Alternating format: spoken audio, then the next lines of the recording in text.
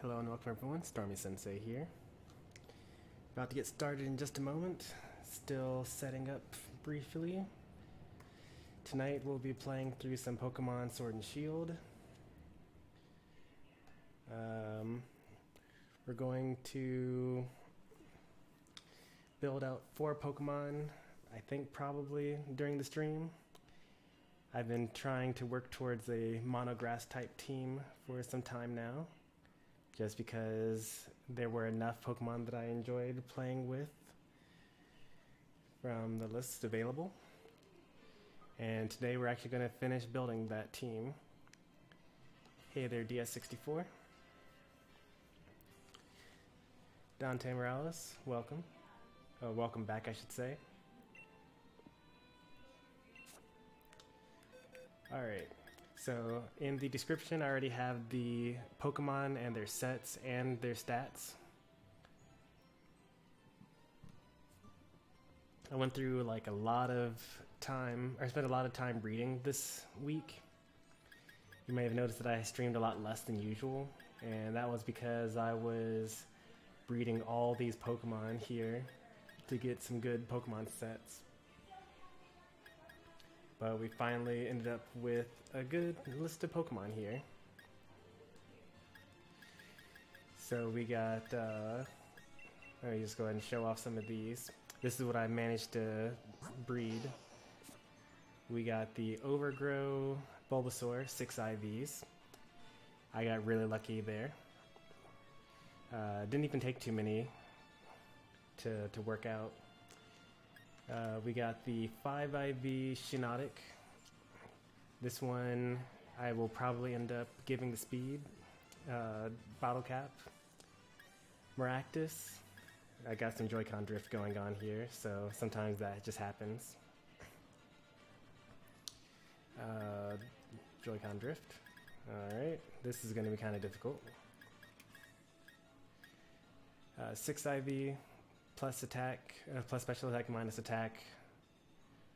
And then we got the long reach Rowlet 6 IVs.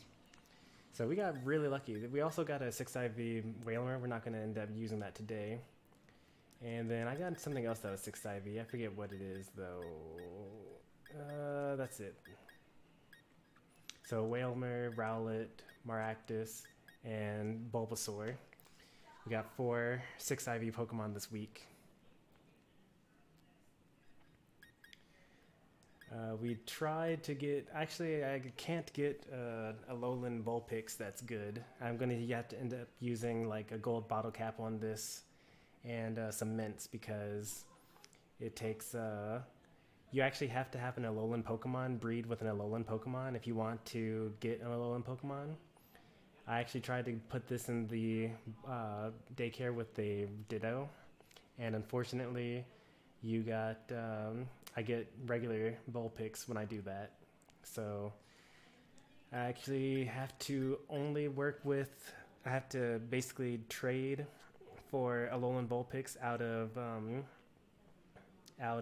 Pokemon Let's Go Pikachu or Let's Go Eevee, or just use the one that I have and use gold bottle caps and things like that. So since I've been rambling, I missed a couple of people coming in. Hey there, little game. Congratulations on making Master Ball tier. That's really impressive, actually. I think I'm still Pokeball tier. And hey there, Felix. I see that you also have the Joy-Con drift problems. It's unfortunate. Dante wants my Alchemy, but I'm not going to give up this Alchemy. I have another Alchemy somewhere. Actually, do I have another Alchemy? It might be in another box. I might have moved it to Pokemon Home. But I have other Alchemies, though. Or at least one other. And I should have a Milcery somewhere around here.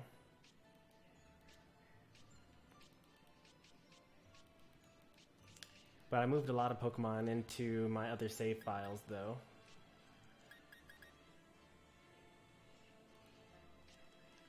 Did I sign up for the tournament? What tournament are you talking about? Oh, that reminds me, actually.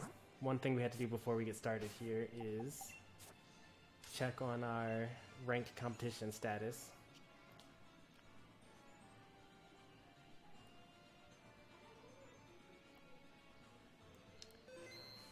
I did not sign up for the online competition this time because you would need to have a team set up. Yeah, there we go. See, I actually wasn't able to use my Snorlax this whole time because I used him in that other online competition.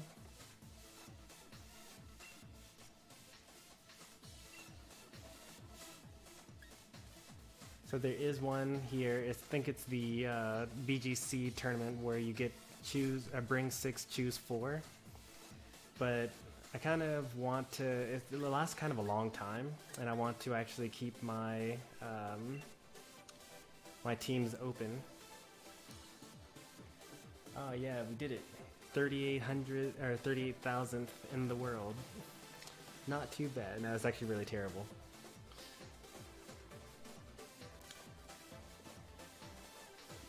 We should have access to a mystery gift now, though, now that that's over.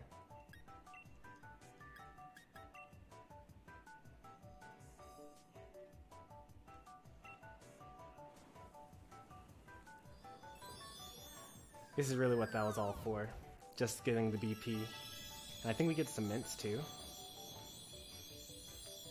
Do I want the blue ball guy shirt? Not really. 50 BP, that's 2 mints right there.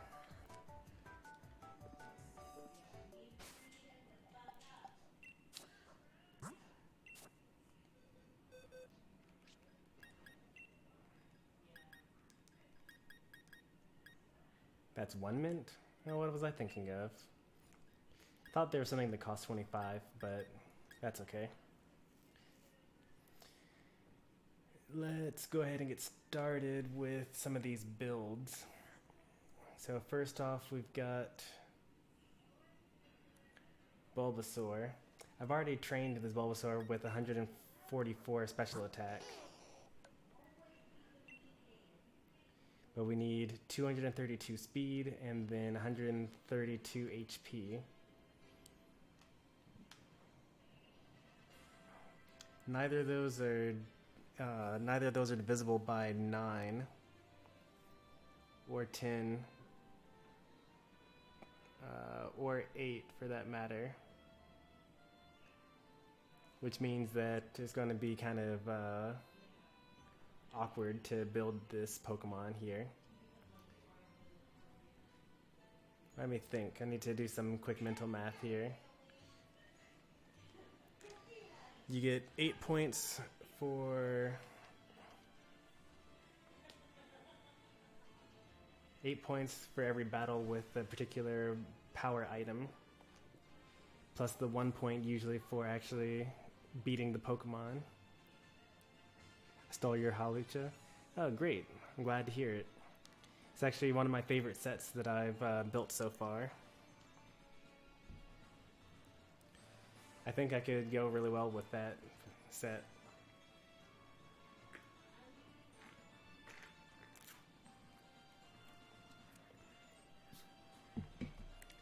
Although, I was actually thinking you don't actually even need to have the Sky Attack turn 1.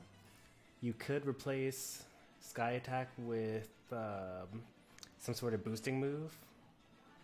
Like if you had Swords Dance. I don't know if Hawlucha gets Swords Dance or Bulk Up. Or if you wanted Flying Press for the coverage, then you could do that instead. Because if you just don't give any item at all to the Hawlucha, then he just starts off with Unburden. And then you're just automatically as fast, or like faster than almost every Pokemon out there. Like it's basically a Choice Scarf for free, but you don't have to be locked into one move. So if you had like Swords Dance and then they attack you, then the rest of the turns you just keep on using Acrobatics after that. Because one issue that I have with Hawlucha is that it's difficult to bring in Hawlucha against something that can one-shot it. Like let's say that you have a Dragapult on the enemy's side, and your Hawlucha's not faster than Dragapult, and the Dragapult will knock you out in one hit because it's such a strong Pokemon. So what you really need to do would be to have Unburden already available. Like, you need to already be faster than Dragapult. So you can't switch into Hawlucha if they have the Dragapult in front of you. So the only way that I ever got Hawlucha to work was if I was faster than the Pokemon already, and then I one-shot it with Sky Attack, or I get it to flinch with Sky Attack. But you could make the set even better by having just something that boosts attack once, and then not have an item at all. But I haven't looked into it too much, though.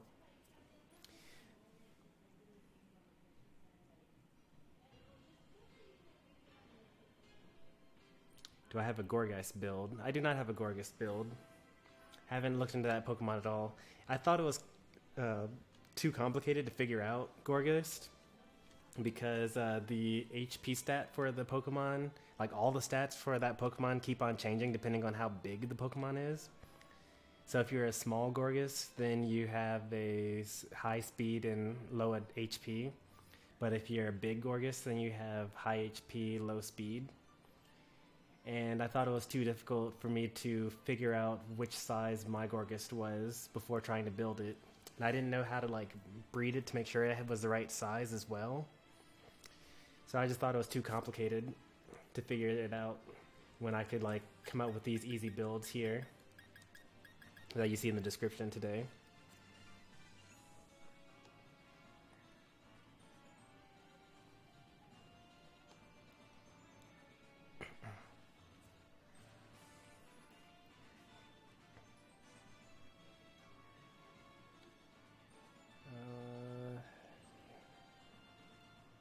This one,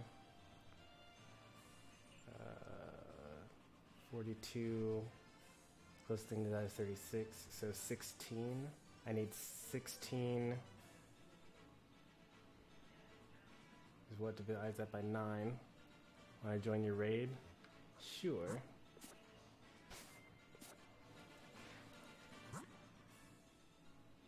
That'll give me time to, oh, I'm already connected to the internet.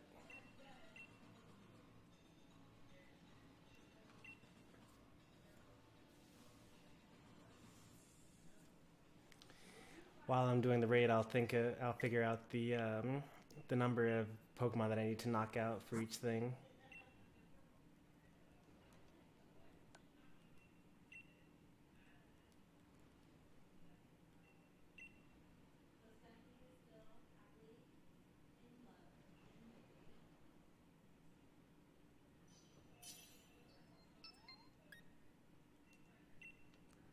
It's a pure ghost type Pokemon.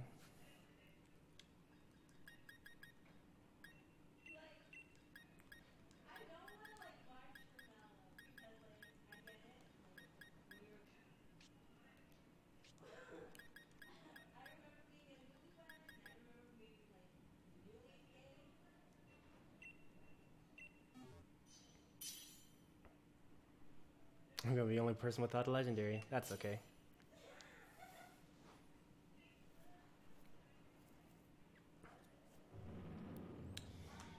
That number doesn't seem right. It can't be 16.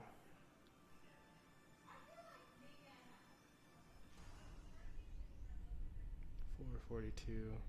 That was actually 4. It's 14. I need 14 attacks.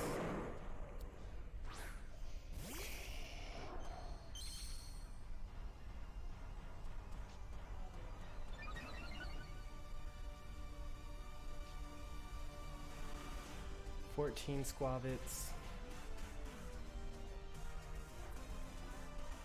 and then that'll get me to 126.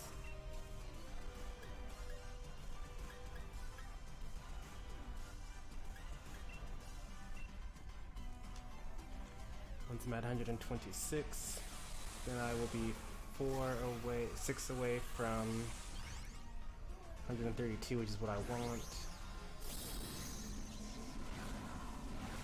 So then I do 6 more with speed, and then I do the rest with speed. Okay, I got it. I figured it out.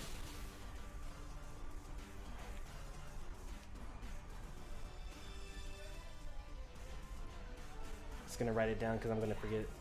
14 Suavits with power waste.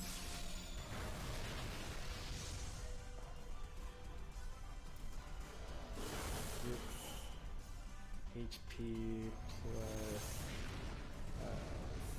speed.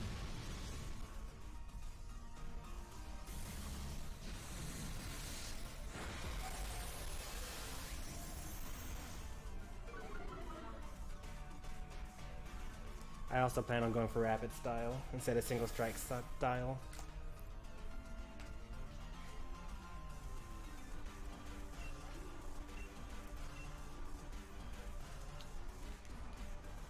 And then if I go for 6 HP with power speed, then that means that I'll have 48 speed IVs at that point, or EVs at that point. 48, 130, 232 minus 48 is going to be 194.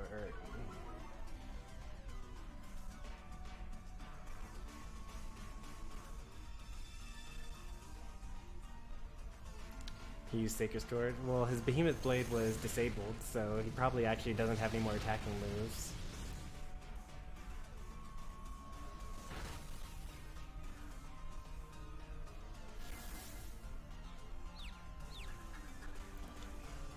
Man, he is really targeting that Zacian.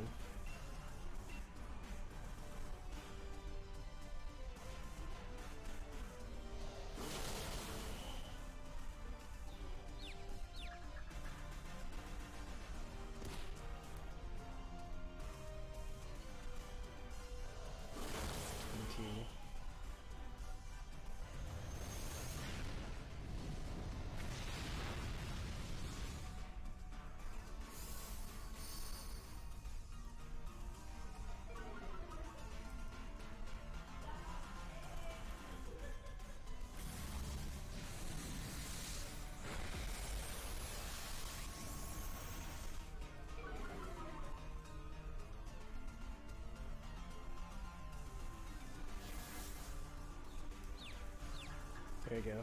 That's what I need for Bulbasaur.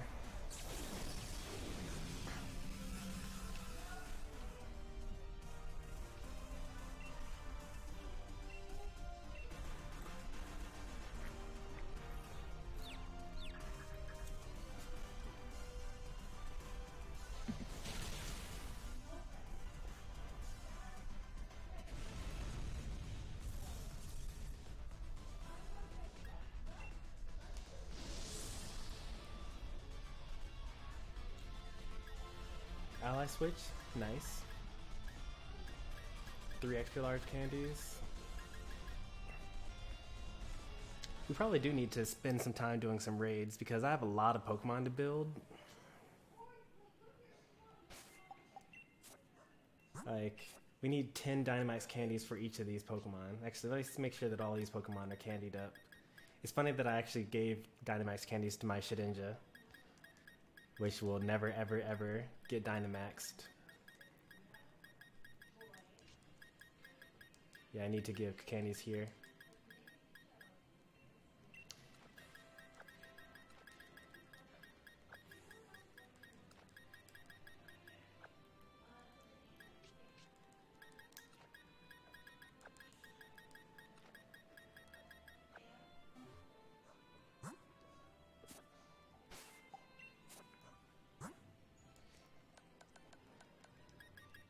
Oh wow, we don't even nearly enough for all of this stuff.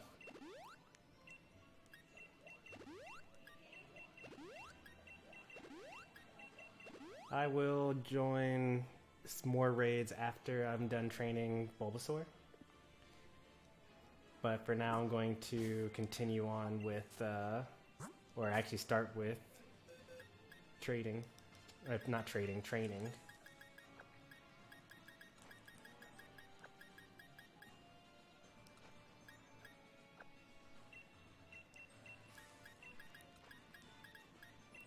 At some point, I'm gonna need you guys' help because I need to trade Feebas and trade back in order to get my melodic.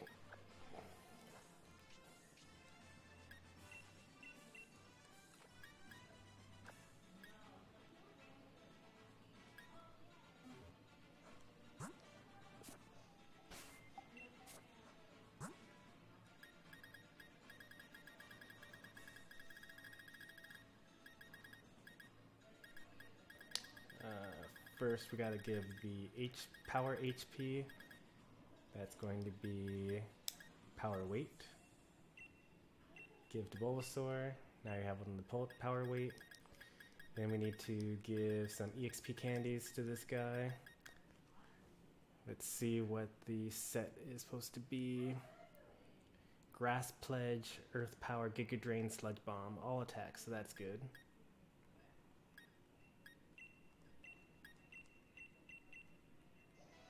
Ooh, that's a bit more than I expected. I didn't mean to go that far, actually.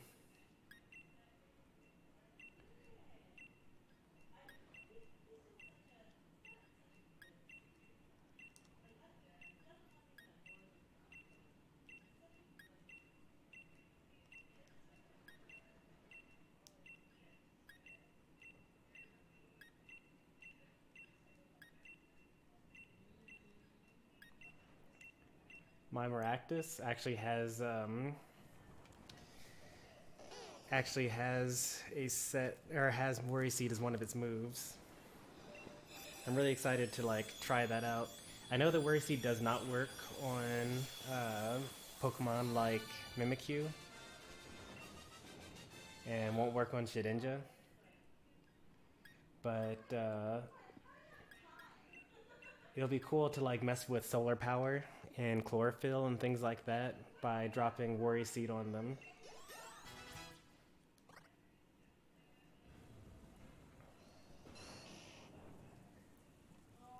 Building Garbodor in order to sponsor the Garbodors. I'm gonna name it Garbage. I haven't tried out the starters will knock out Shedinja when I Dynamax my Cinderace. I mean, it doesn't really matter anyway, because Rillaboom gets knockoff, Cinderace has like everything fire, and most Inteleons run U-turn.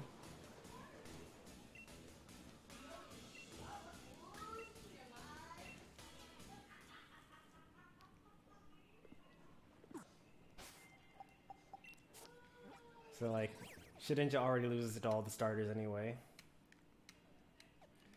But it'll be especially good to fight Mimikyus though. Mimikyu is pretty strong.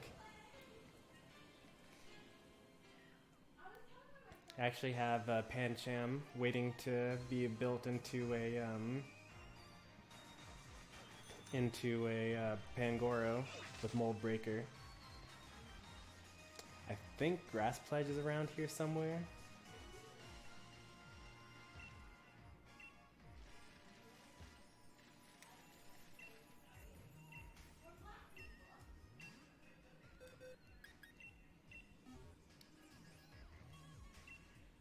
Oh, this is for Frenzy Plant. I don't want Frenzy Plant. I have the wrong place. I actually need to be over by where this bridge is, I think. Or maybe it's where this bridge is.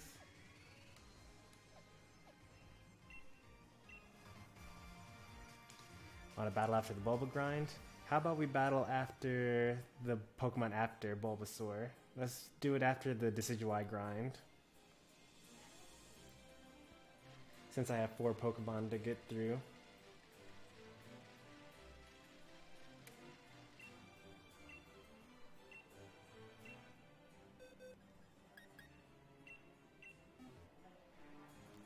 This is supposed to have Grass Pledge, right?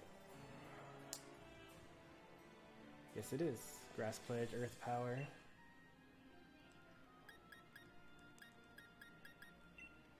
I only have 10 of these, just sad.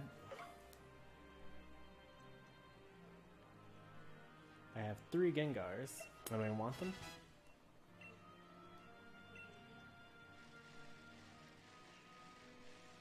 Oh wait, since I'm already here, I may as well teach Inteleon the other one. This Inteleon's supposed to have Water Pledge.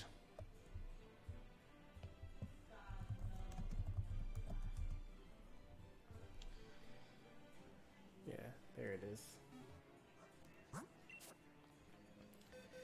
Over on Twitch, we got Sean, the Scout. Welcome to the stream. Welcome to the channel. We're just chilling today, playing through breeding, or not breeding, but doing some EV training. Right after we finish teaching them the moves that they need to know.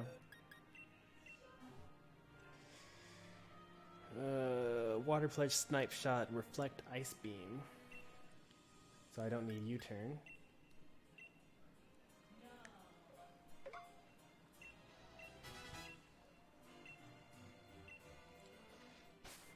Reflect. Thank you, Joy-Con Drift. What is this? Oh, Venom Drench. Okay. I think you might be a bit quiet. My phone is at half volume, but sounds alright. Well, I can sit closer to the microphone, if that makes it any better.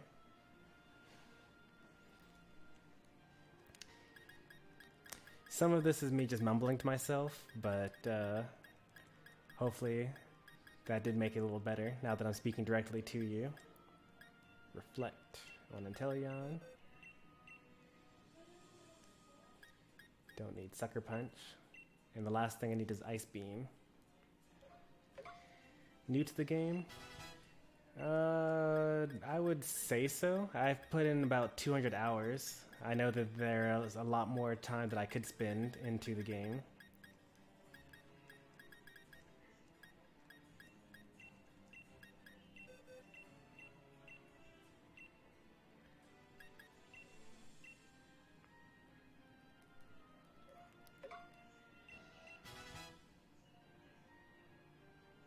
Oh, is my team in another box? Yeah, the actual team is going to be... Well, I have lots of different teams, I suppose. I only really need Thievul because he has the runaway ability, so you can just run away from every battle. My battle team all ends up being in here.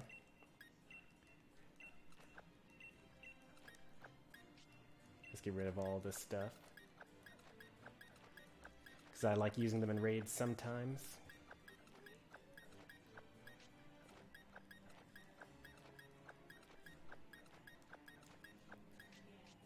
Yeah, so this is kind of the list of people that, a Pokemon that I built for this. Oh yeah, you're a bigger sweat than I am. Oh, proud of it too. The first Pokemon I made was this Curselax, Rest and Curse, Heavy Slam for coverage, so I won't be walled by Ghost, and Body Slam for stab. Leftovers is pretty tanky. A couple of other ones that I'm pretty proud of. Appleton, Recycle Citrus with Ripen. And Leafeon with this ridiculous defense stat, Rocky Helmet, Leech Seed, and Hawlucha, Power Herb, Sky Attack for the extra damage, and then Unburden, so he's super fast after that, and then Salazzle, which is crafty, Corrosion, Toxic. So those are the sets I'm most proud of. The other ones I kind of like built because I thought them up, but they kind of like don't always work.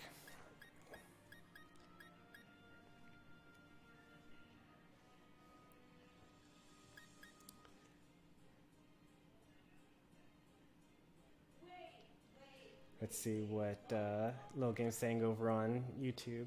Kept making big play online. Everyone kept rage quitting. Stole the Appleton too. It's a good Appleton set. I like this set. This is one of my favorites. I mean, it gets completely destroyed by your Rotom with the trick ability, but for people that don't know the strat, it really messes people up as long as they don't use an ice type move.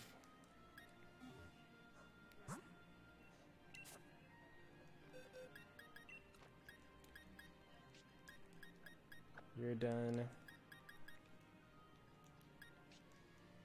And got the Grass Pledge. What else are we doing here? We need to get Earth Power and Giga Drain and Sludge Bomb.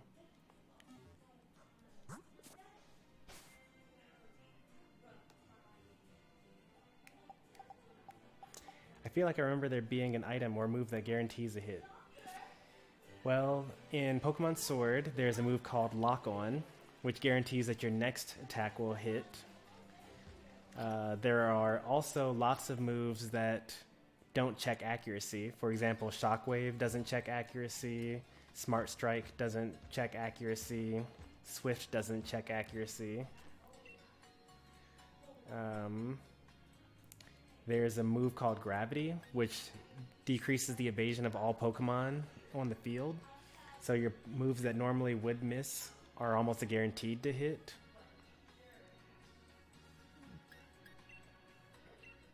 Is that available on Excadrill? I don't know that. I don't actually have an Excadrill. Well, I have one. I don't have a set for Excadrill, I should say. Huh. Venusaur doesn't naturally get Giga Drain. I guess I have to use a TM for this.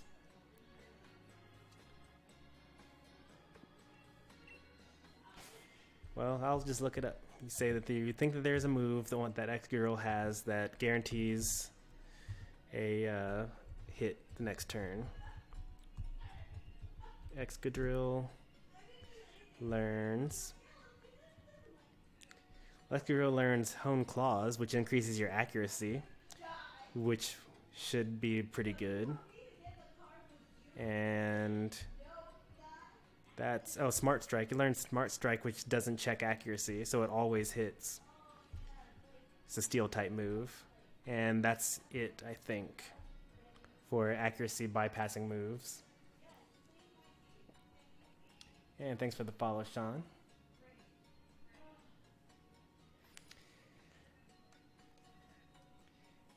You want to do your Venusaur versus my Venusaur? I'd be down.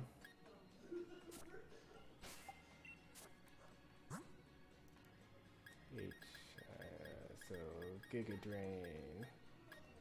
Oh good, it's a TM. I'm glad.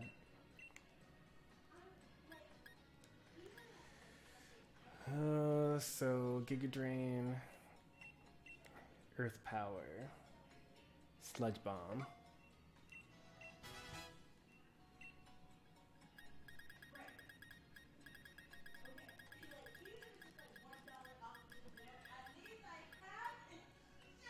Earth Power is a TR.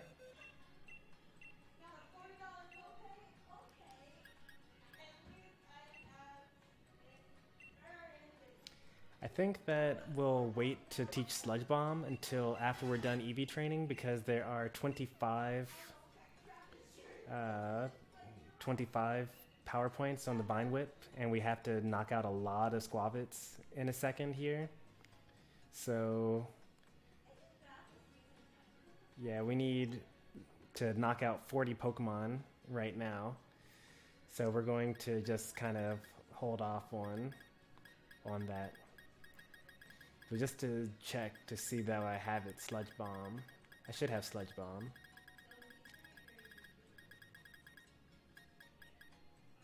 Why do I need to KO 40? Because the EV spread that I'm trying to get, that's how many Pokemon I need to knock out. I guess I could give this Venusaur the Poke Rust, and then I would only need to knock out 20. I should be able to just cut everything in half. Yeah, I'm going to do that. I'm going to give Poke Rust to Venusaur and then cut these numbers in half. So that's going to be 7 Squavits with the power weight. And then 3 Squavits with the power bracer.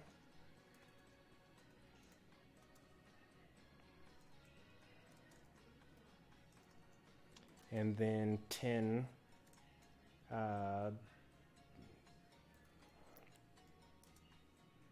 speed with the power weight.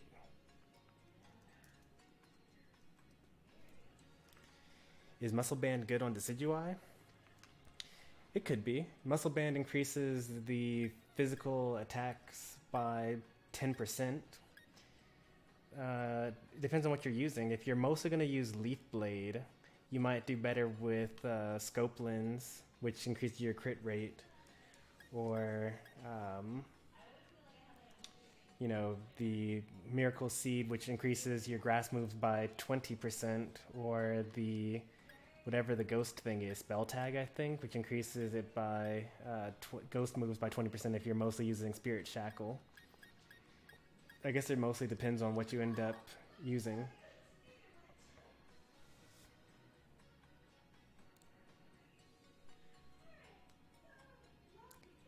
Yeah, if you're gonna have that much, because if you're having Sucker Punch, Leaf Blade, and U-Turn, then you might do better to have that. What's a good item to give to Dragapult? Really depends on the set. Dragapult is such a good Pokemon that you can run almost anything with it.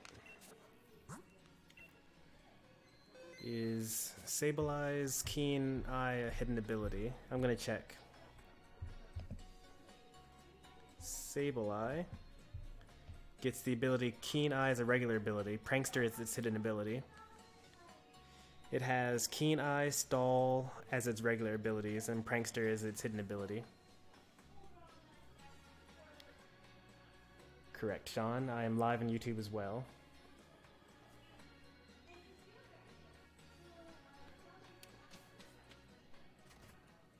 Alright, so first off, we need to give Pokerus to this Bulbasaur.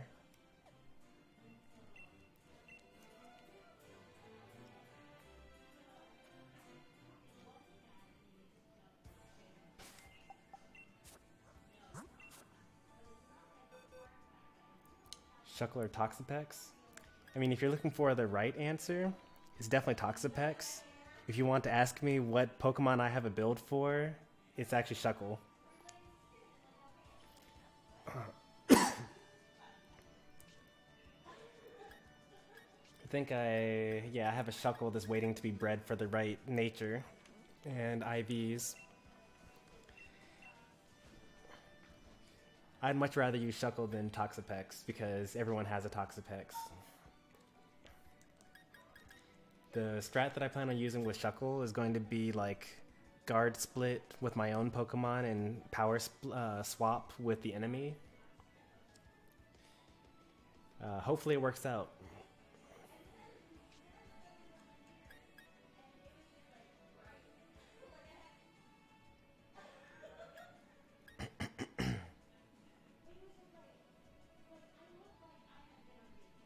I have a Toxapex. I don't understand what 26 bottles or 13 bottles are.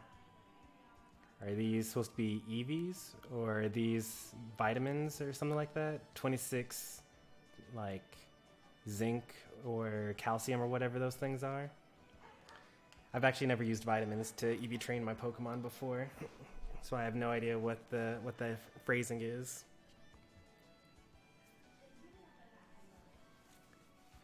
Okay, so that's what you're... I don't know what that... How many EVs do you get per vitamin bottle? 26 will max an EV. So then... Oh, you must get 10. You get 10 per bottle then.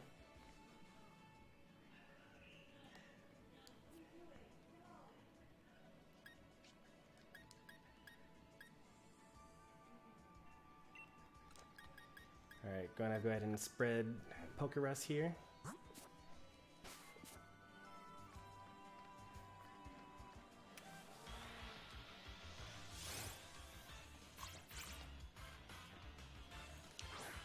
So you got a Toxapex with max HP, split defense, special defense, has Banful, Bucker, Scald, Haze, Recover. That's a pretty rough set. You can't set up on it in order to break through its wall because it'll haze you. And it recovers to heal stuff up. You really have to go at it with the electric type move. That's the only thing you got to hope for. And then I have a Shackle with 26 max special defense and then split HP and defense. So the thing about Shackle is it only has 20 base HP stats. So at that point I think that's kind of like completely unrecoverable.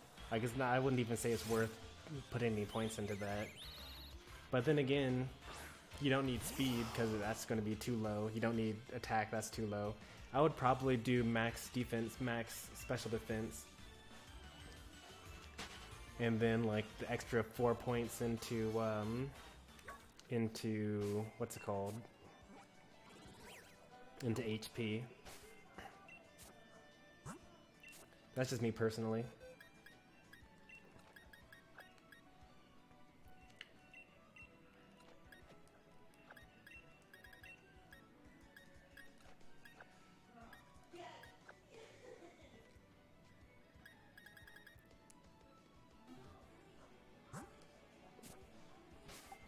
This Joy-Con drift is crazy. Alright, so I wrote down how many squavets I needed. 7. We need 7 squavets.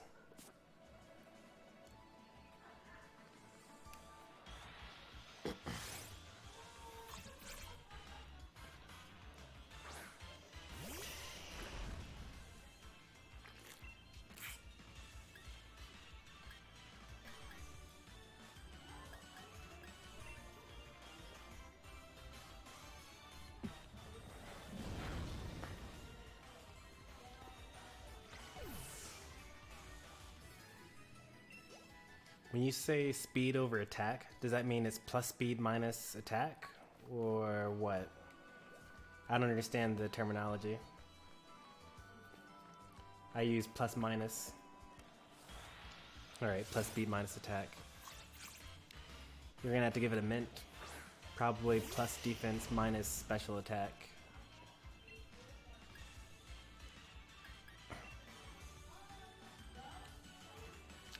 Did I already say, yeah, let's do the Venusaur versus Venusaur little game? I forget what I said.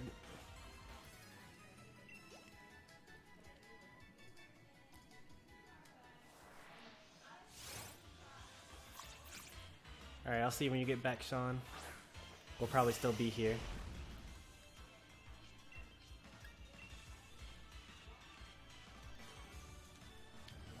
Yeah, we can do a speed battle.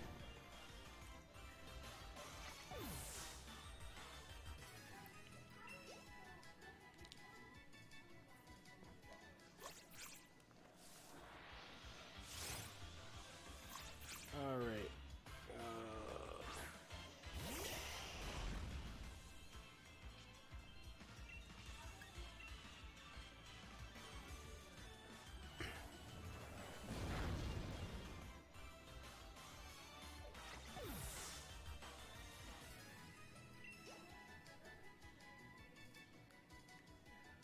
7 of these squavets.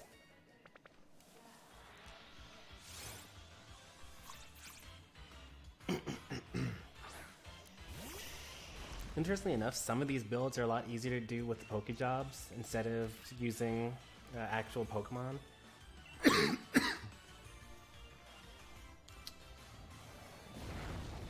Because when you do the Pokejobs, everything you get is a multiple of 12 or a 4. It's a multiple of 4 if you just use the job by itself, and it's a multiple of 12 if you use the job plus having a power item equipped. Or it could even be a multiple of 8 if you put them in the wrong job and give them the item that you actually want to grow. And 4, 8, and 12 is a lot easier to work with than 1 or 9.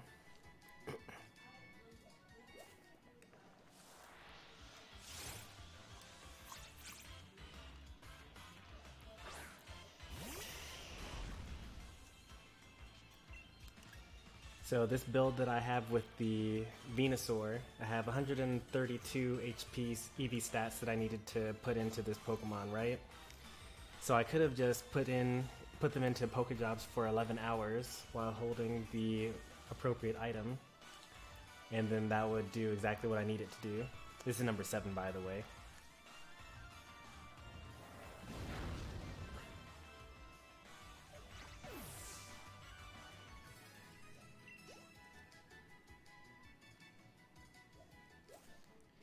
Now Now I need to fight 3 more. Oh, I actually already know that I have nicknames off.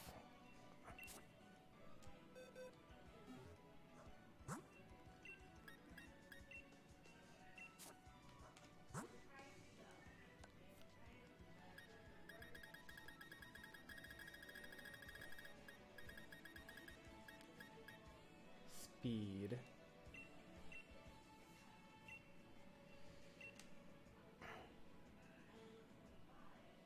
Yeah, just because I'll be streaming stuff, and I don't know what kind of crazy nicknames people will come up with. So I just have it off.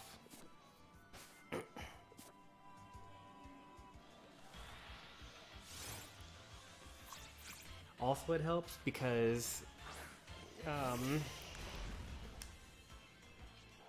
if you have the nickname, I'd rather see the Pokemon that actually uses the attack, because I'm not as familiar with all the Pokemon since I didn't play the 3DS games. Is it really 3? It really is 3. Okay, so once we're out of Earth powers, then we're done here. Or at least we're done with Squabbits.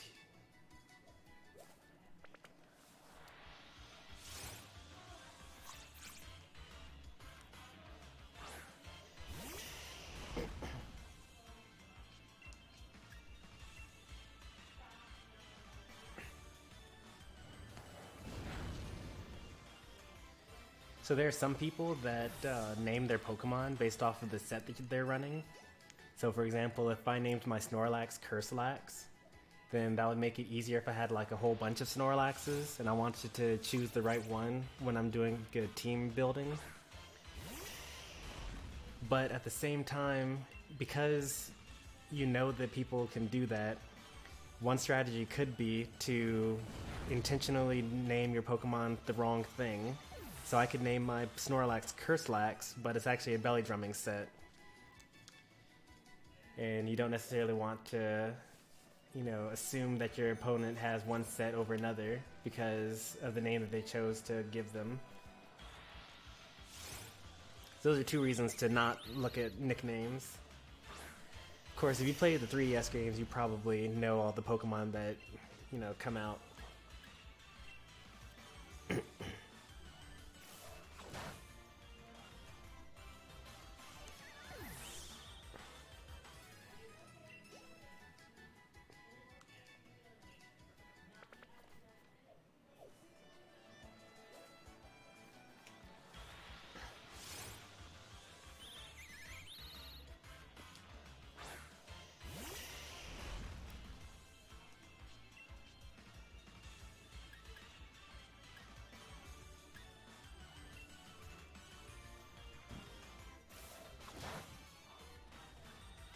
Good luck, little game.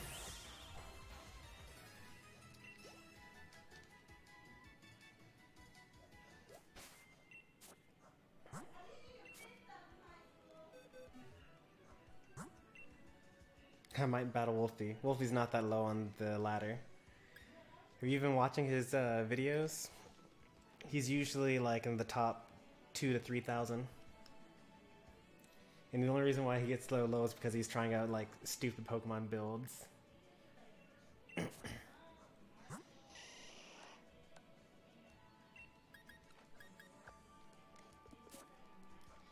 it's crazy how high he gets up there. It's not that crazy because he's the #1 player in the world, I think.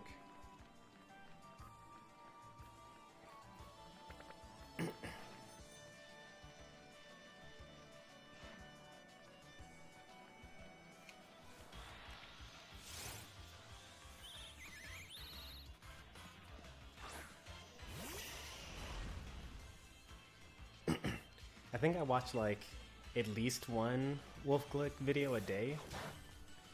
He just gets me with the titles and the thumbnails. I have no choice but to click.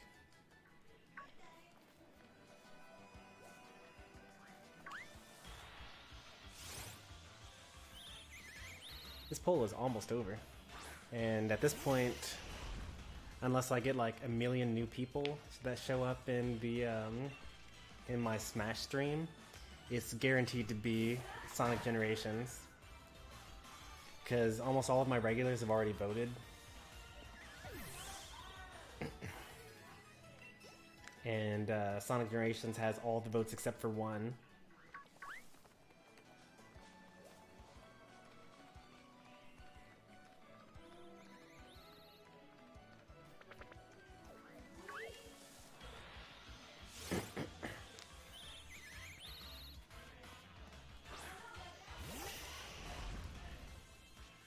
Also, until the DLC comes out with all the different outfits and hairstyles and things like that, I think this is my final character look. Like, I'm almost done buying every single outfit in the game,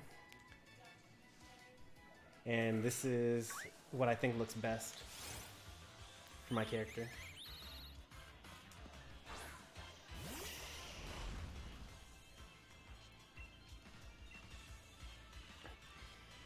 How many Rookies would I supposed to fight? 10? Okay.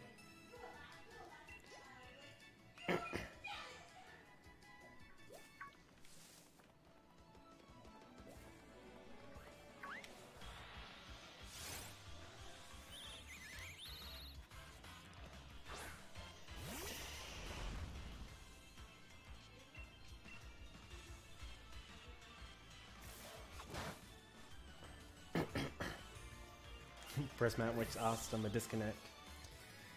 Actually, I learned why people disconnect, and the reason why they keep on quitting is because you don't lose points when you disconnect. Like if they say the battle was canceled, then that's a loss, and you win. But if they disconnect, they don't lose any points. I learned that from the YouTube comments.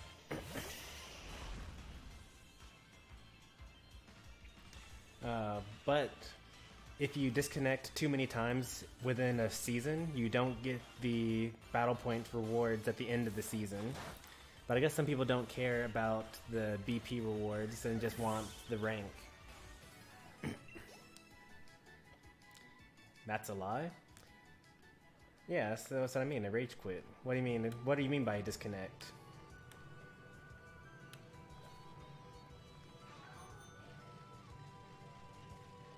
Like, if you get a communication was interrupted or a communication error occurred, then they don't lose points. When you run, you lose points, for sure. So the battle was canceled is what happens when you run from, or when your opponent runs from you, and you lose points then.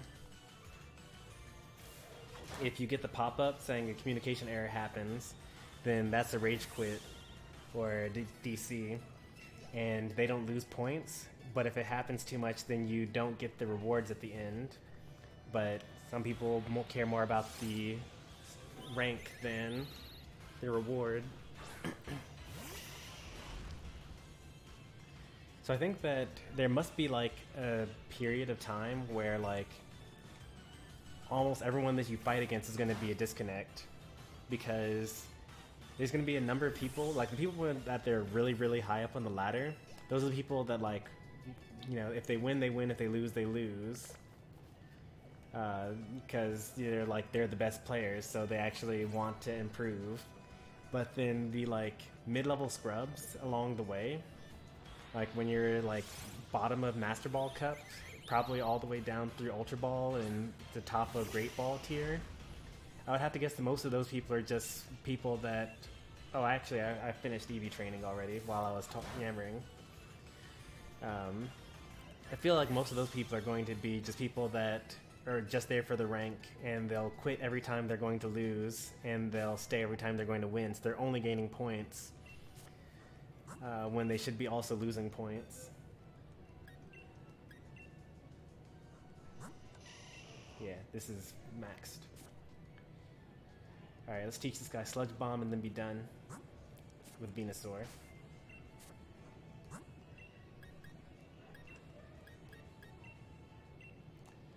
And this gives an Absorb Bulb, because the point is to, have a Pokemon out that's really weak to a Water type move, and then when they you know, and then switch out, take the water hit move, and then have +1 a special attack, and then destroy everything.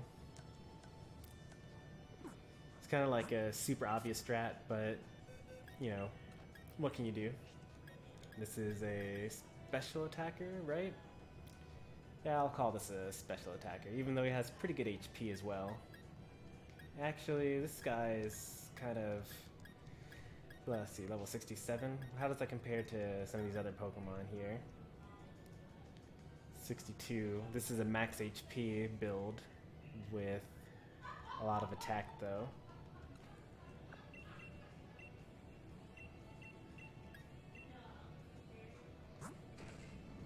Actually, this is no HP. This is just all attack, split defenses. Wonder if that was the best choice. I probably could have done better to just do max HP, max attack. Because the goal was to use Drain Punch to stay alive, but most of the time this Golurk ends up Dynamaxing because it has so much coverage that it's just better that way. Maybe I'll make another one. It doesn't need the Iron Fist ability, really, because it if it Dynamaxes, then it doesn't actually get the benefits of Iron Fist, even though Max Knuckle looks like a Fist-type move. I think I could do better with this Golurk. I think I could build a better Golurk than this. We'll see. I'm gonna, like, mess around with it in Showdown later. Not using it, just like looking at the stats, and then maybe run some damage calculations and see which one is better eventually. Alright, so next up we got Rowlet going into Decidueye. Let's check out this build here. Looks like we got 100 defense. That's a multiple of 4. But not 8 and not 1. But I could get up to 99 and then give 1 more point. So that's probably going to be a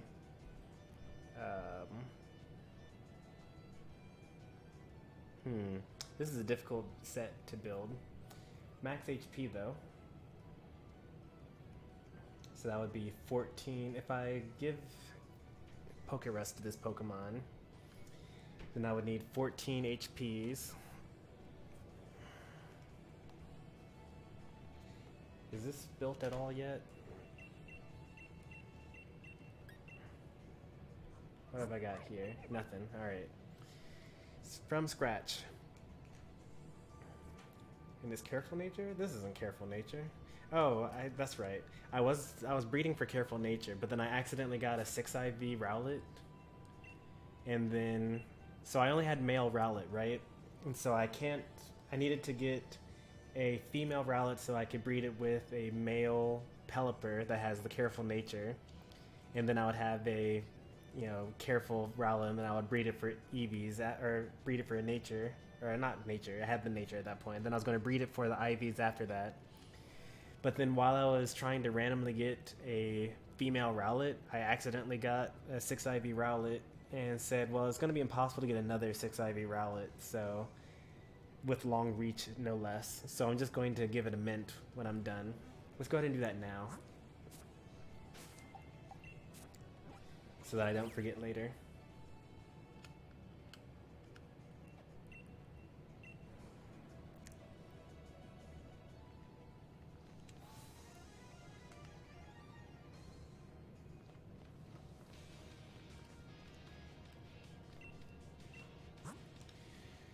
Alright, we want a Careful Mint.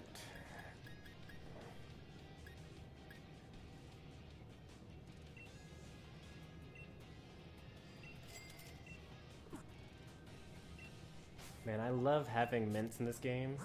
Like, it really changes everything.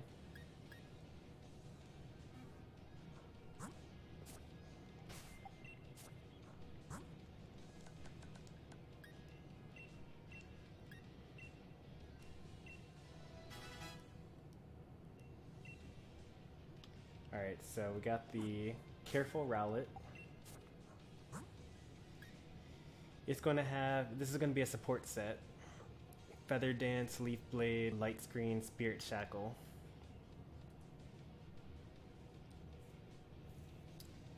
So we mostly just need Leaf Blade and Spirit Shackle.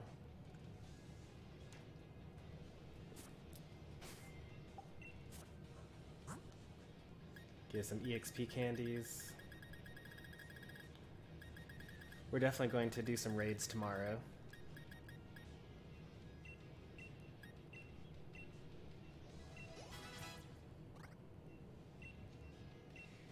Leafage is a perfectly fine attack.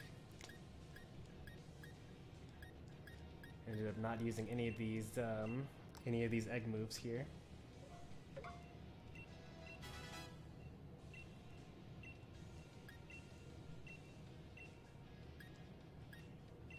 Peck is a wonderful move as well. These high PowerPoint moves. Shadow Sneak, no thank you. Razor Leaf, no thank you. Razor Leaf can miss, so we're not going to go for that.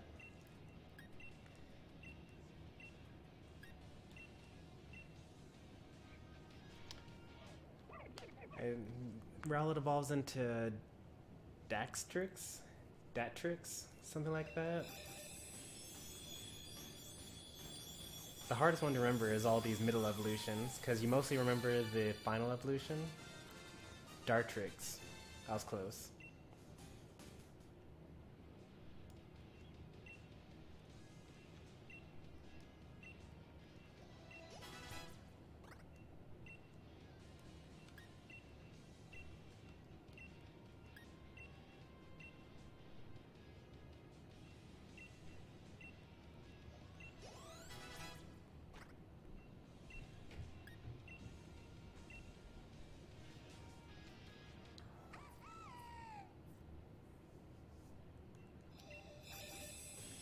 Kind of like this middle evolution. Like usually they're all like awkward and or edgy.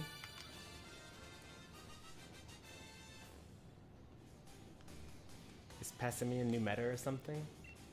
I mean, it's definitely a bad Pokemon, which makes it new meta, right? It has Defiant, which is pretty cool. I have a set built ready for him, or a set build ready for him.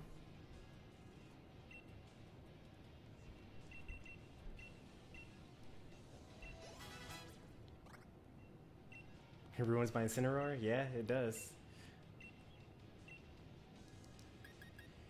That's what the Defiant is for. I think Defiant is not even hidden ability. I'm gonna double check that. Passimian gets Receiver, I know. Oh, actually, yeah. Receiver is the is this regular ability, and then Defiant is its hidden ability. It's not necessarily that it's new meta. It's just that Incineroar is so popular. Like you've got this really fast fighting type Pokemon that gets Defiant. So if you send out Intimidate, then he just like destroys you. 120 base attack, 90 defense, 100 HP, 80 speed. That's like not bad. It's like it's just an okay Pokemon, you know?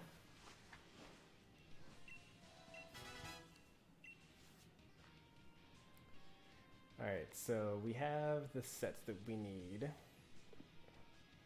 Now we need to get the EVs. And we're starting from scratch here.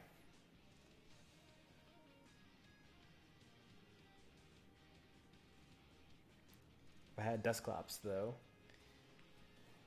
Well, the whole point of Passimian, like, if you're doing online ranked doubles, then it's bring 6, or like, bring 6, choose 4. If you didn't have the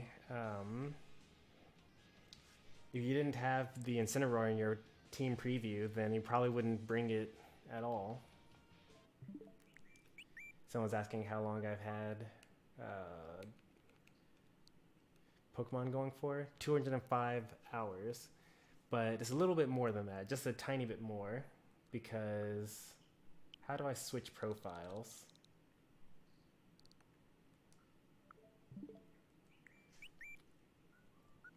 Yeah, there we go. Oh, it doesn't show you your playtime when you switch to other characters that don't have a Nintendo account. Oh, battery life? I can go for like 2 hours, 3 hours, probably, something like that. When I run it in, when I'm just playing by myself and I'm not streaming, I leave it, I turn the sound off, rumble off, and I turn the brightness all the way down when it's not docked. And that should actually help you play for longer.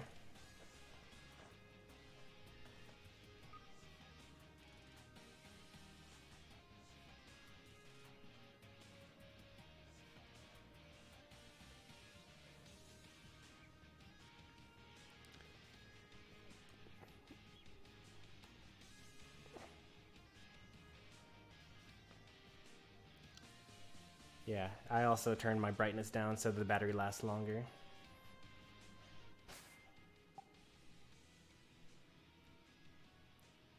Want to battle real quick? Sure, we can battle real quick. Since my Venusaur is done. Actually, it's not quite done. Hang on.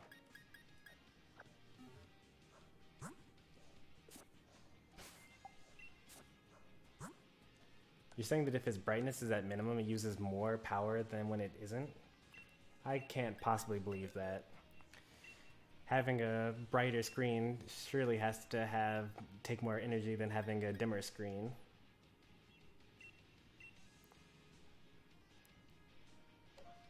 It's like that for Mac? So you're saying that putting it at 40% is optimal? That's interesting. That's cool to know. Avoid extremes when it comes to brightness. Okay. Well, thanks for letting me know that. I'll probably still end up keeping it at minimum brightness anyway, because when I'm playing in bed, my wife is usually sleeping next to me, so I don't necessarily want to keep her up with the brightness.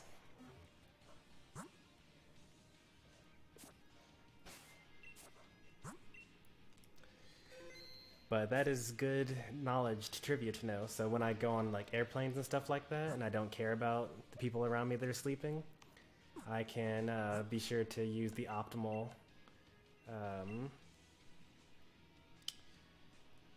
I'll be sure to use the optimal strategy there. Harsh words. Nah, it's okay.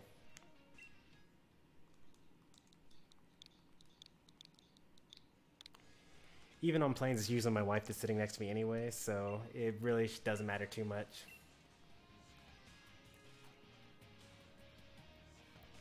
I'm more strict with the language on my YouTube account than Twitch. I do prefer no cursing, though. Thanks for asking, by the way.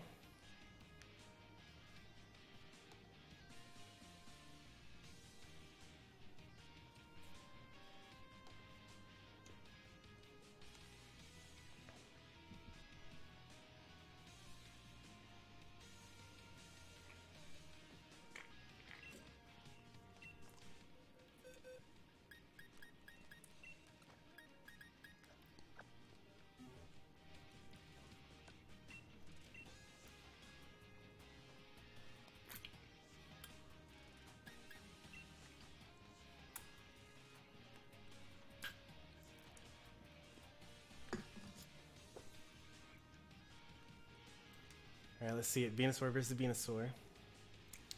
I see you have 279 followers, but no affiliate. Yep. So the requirements for affiliate are you have to stream for 20 days out of the last 30 days, which I've done. You need to have 100 followers. Easy. Way past that. And you need to have, I think, 1,000 watch time, which I have. but you need to have an average of 3 viewers, which is really ridiculous.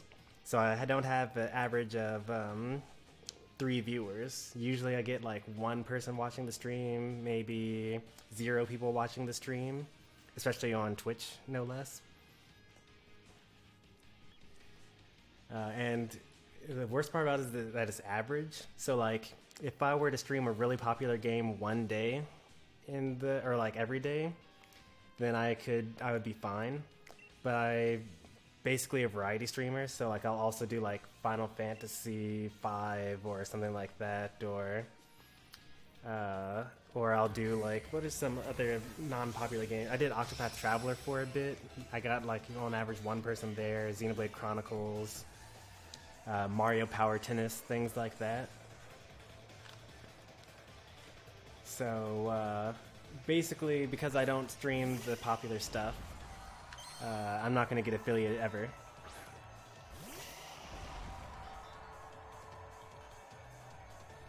Oh yeah, that's right, we're on this thing. Oh.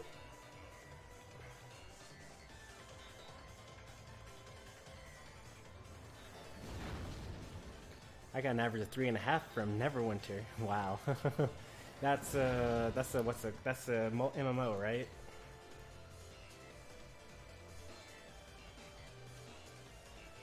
Neither of us have leftovers. That's better damage. Nice. Yeah, I remember when Neverwinter Nights came out on PC, like years and years and years ago. And I wanted it at the time, but I was just like a kid and I didn't have like disposable income, so I never ended up getting to play it. Who knows, maybe I'd be super into that game by now.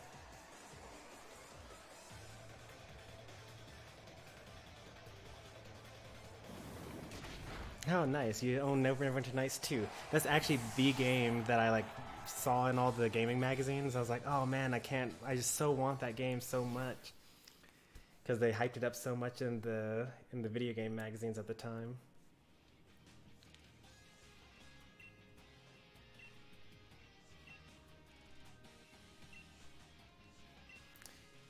Want a Snorlax Ditto? Sure.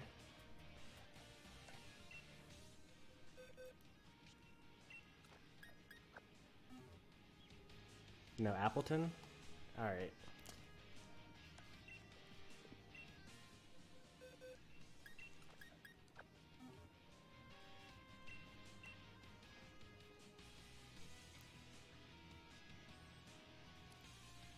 My dad managed to restore the disc and update it to be playable. Oh, that's so awesome.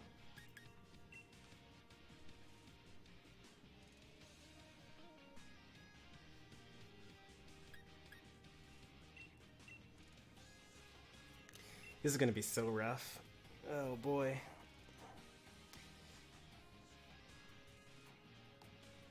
You ready for a long battle? Nah, this won't take too long.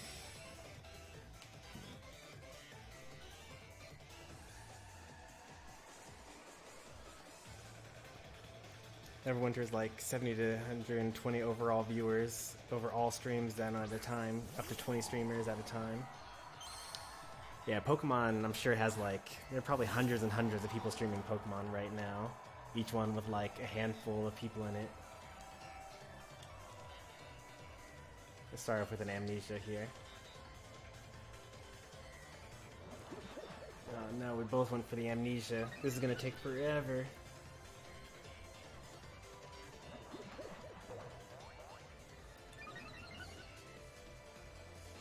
Yeah, my games are generally Smash and Pokemon.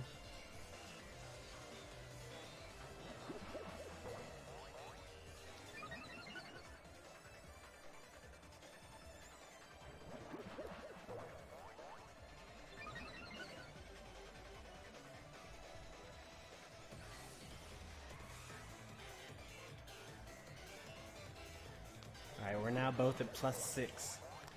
Why is he faster every single time? Am I not...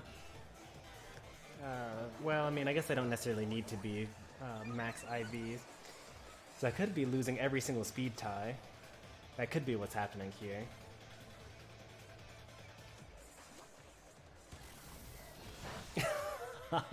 Three damage. Oh no. Oh no. Oh no. What have we done? This may be a while. Yeah.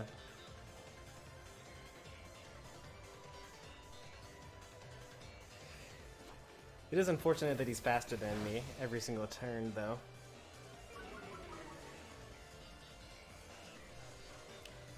Dragon is super effective versus Dragon, but I need to like lower his special defense before I start hitting him with the Dragon.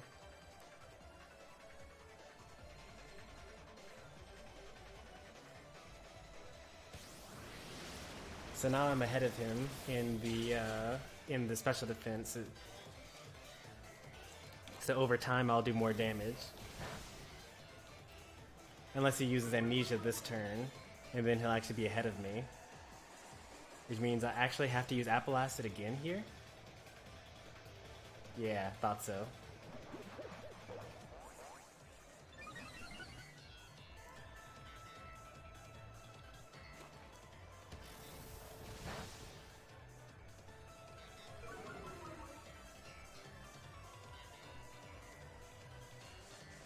Oh, we have 20 amnesia. That's so many amnesias. Jeez.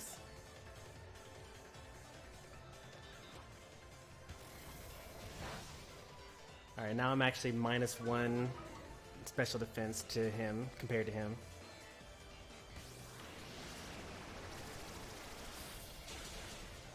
So we've basically done as much to each other, but I actually am down. So I'm going to use Amnesia here because he should go for another Dragon Pulse. No, he went for an Apple Acid. Okay. So that puts me at -2. This puts me up to +4. Not -2, I meant to say +2. Now I'm at +4. And then he goes for Amnesia here, right?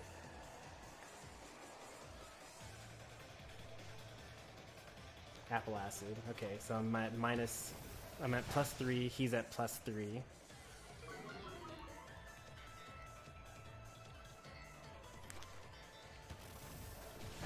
You think this battle is long, but this battle is like not even close to getting started actually. I actually need to start saving my Apple Acids.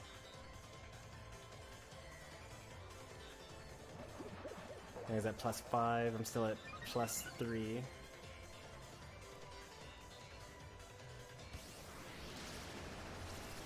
I think we're going to end up struggling to death, right?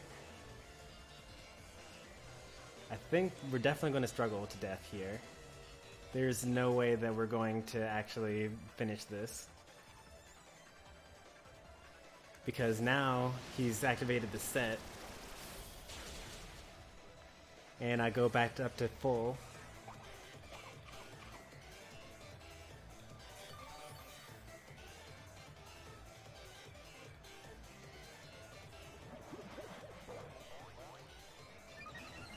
This was a mistake. I'm never doing Appleton Dittos again.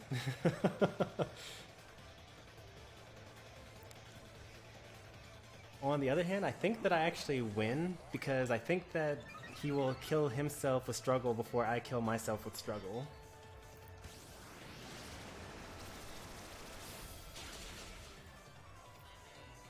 Alright, I gave him the ripen now. Now he's up to full again.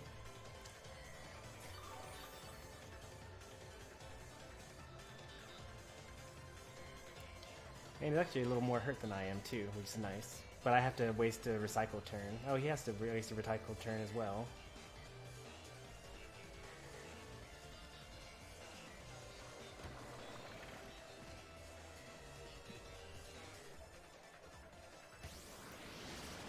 I wanted to like check to see how many stats we were both at, but I ran out of time.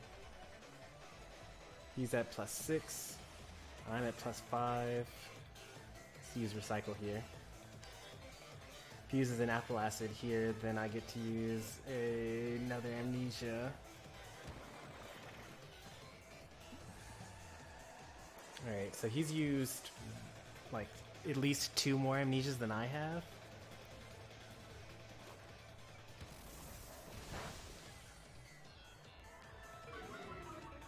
I'm still at +6, he's at +6, but he has fewer amnesias than I do. He has more Dragon Pulses than I do. And I have fewer Apple Acids than he does.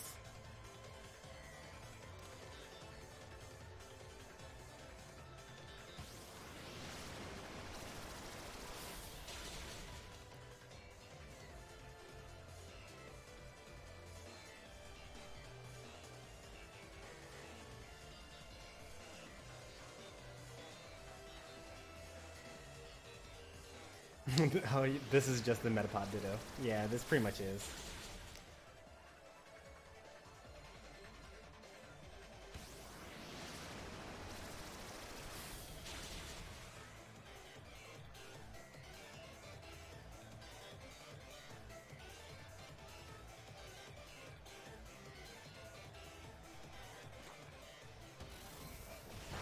I don't think we're actually going to get to the point where we run out of power points. Because we only have 3 minutes left.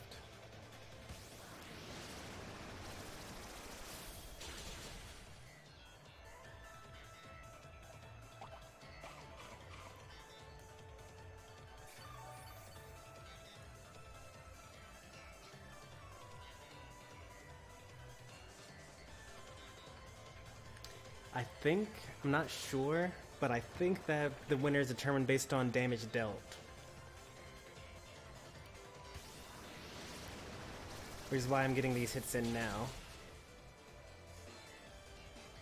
I'm gonna save these last 2. You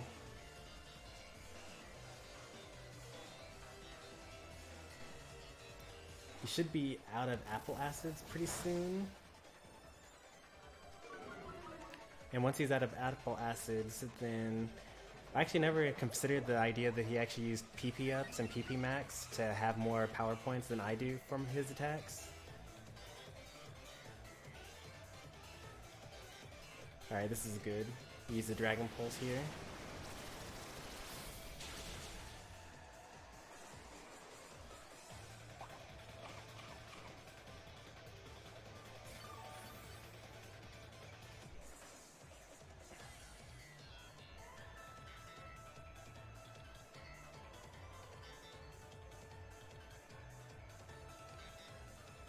That should be the last Dragon Pulse, I think. I can't remember. It's been so many turns.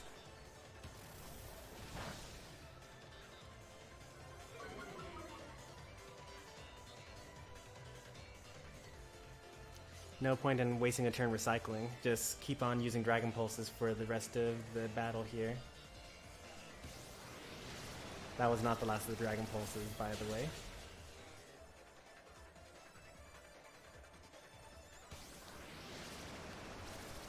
I should be doing more damage because he's at +5 and I'm at +6. So that was kind of the end game strategy here all along.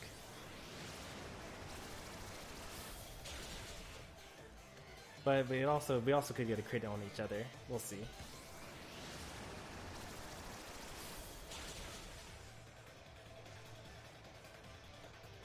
Oh, waste so much time healing up. Alright, this is the last turn. Or that was the last turn, I think.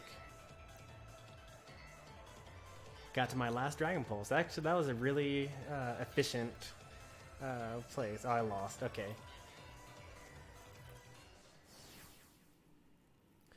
Good game.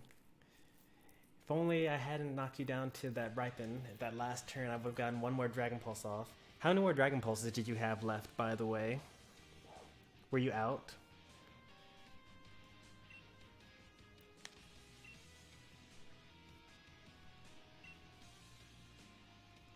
You had 2 left? Oh, man.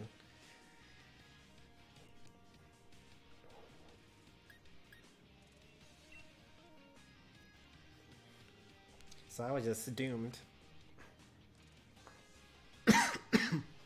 I'll check my IVs after this. I could be off on one of my IVs.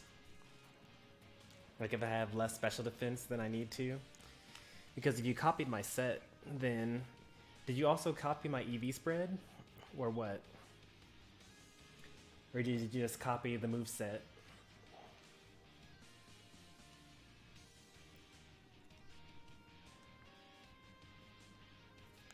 I don't understand why you were faster and also stronger than me.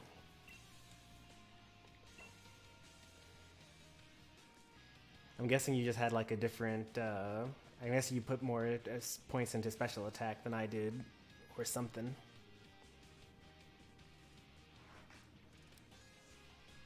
Swords Dance or Rock Slide on Excadrill? Rock Slide for sure, I would say at least.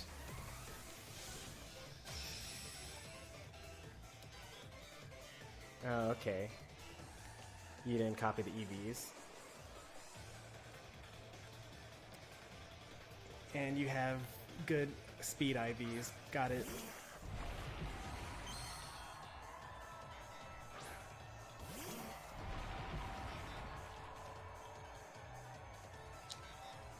Oh, you gave it 10 special attack EVs. Yeah. Yours is just like better than mine.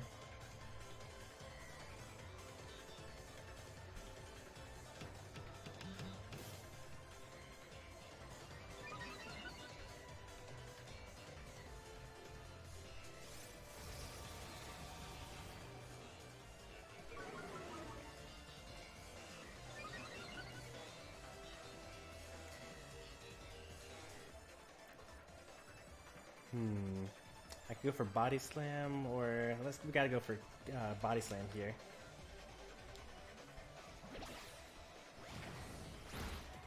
Ooh, that hurt. Ooh, that hurt even more.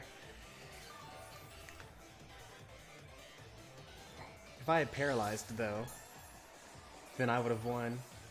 GG.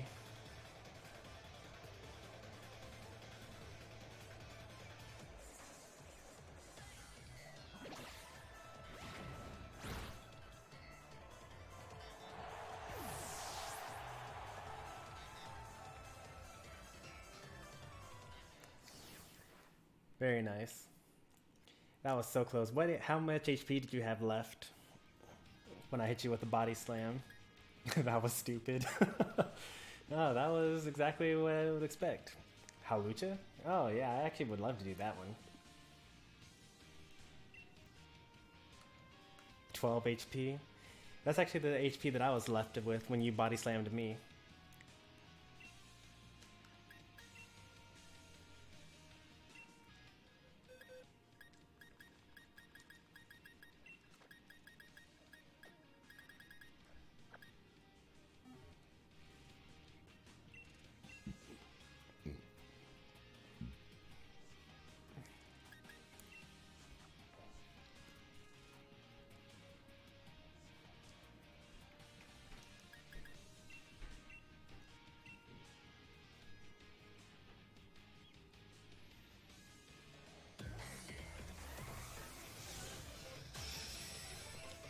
Once Well Trained is a ribbon that you get from a NPC, and you can actually activate it on your Pokemon, and then whenever it gets sent out, they have the title of Once Well Trained.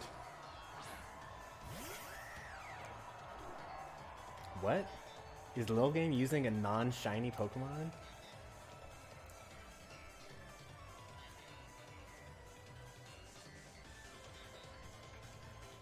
Hey, I was faster. Or I won the speed tie. I'll show it to you right after this battle, actually. We need to go and check it out right now. GG.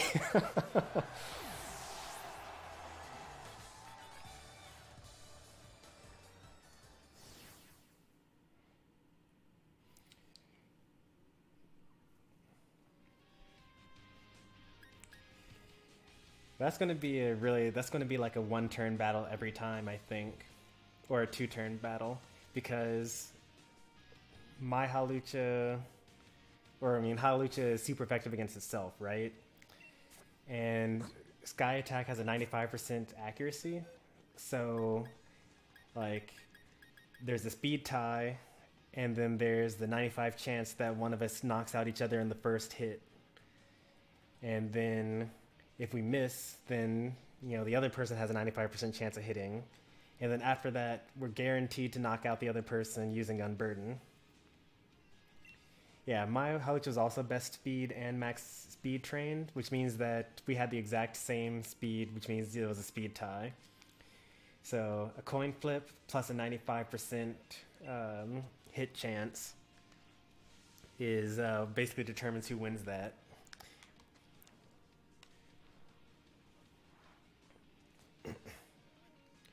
And your Appleton is best speed. Mine is only decent speed, so you're going to always outspeed me. And you put 10 points into your special attack, so you were going to outdamage me as well. And I'm pretty sure that mine is just all bulk, I think. Yeah, max HP, max defense, and then a little bit of special defense.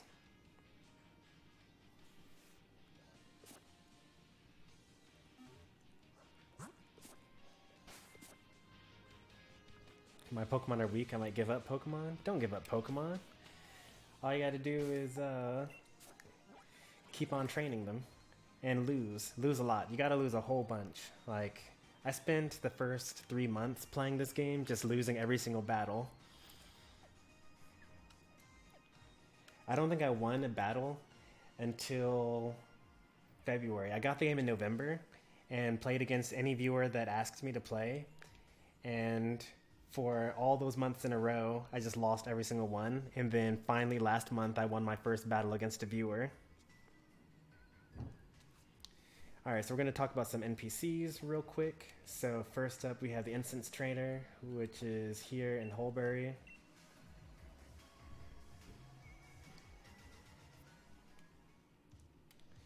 It's a very decent shop here. Let's go down here. And it's this girl here. You can just buy incense from her. My favorite one is the Lax Incense. If you have the Lax Incense equipped, then Pokemon's accuracy of things that go against you are multiplied by 0.9. So if they have a 100% accuracy move and you are equipped with the Lax Incense, then actually they have a 90% chance to hit you instead. Which is great because a lot of people rely on their 100% accuracy moves to always hit, and they sometimes miss, and sometimes that's the difference between winning and losing a whole battle. Another one is the Odd Incense. You need that because if you equip Mr. Mime with it and then breed a Mr. Mime with the Odd Incense, then the child becomes out as a Mime Jr. instead of Mr. Mime. Sea Incense is the same thing with Mantine and Mantike. Rose Incense is the same thing with Rosalia and Budu.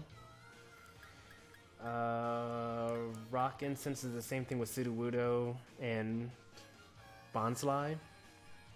Lax Incense, same thing for Wobbuffet and Wynot. And then Full Incense is the same thing for Snorlax and Munchlax. Pretty sure. And I think that's all of them. But those are all the incenses that are important. And then the Effort Badge Giver is here in Hammerlock.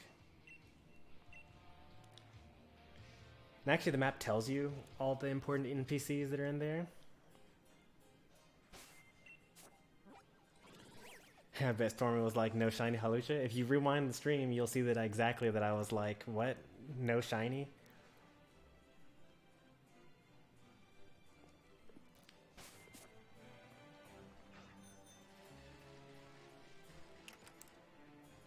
So you go here for the effort badge, talk to this person, show them a Pokemon that's max EV trained.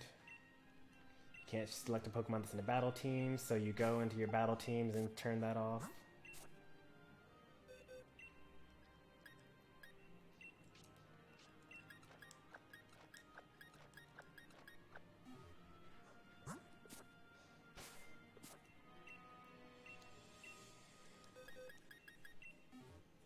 Show them a well-trained Pokemon. I wonder if all these other Pokemon also have it.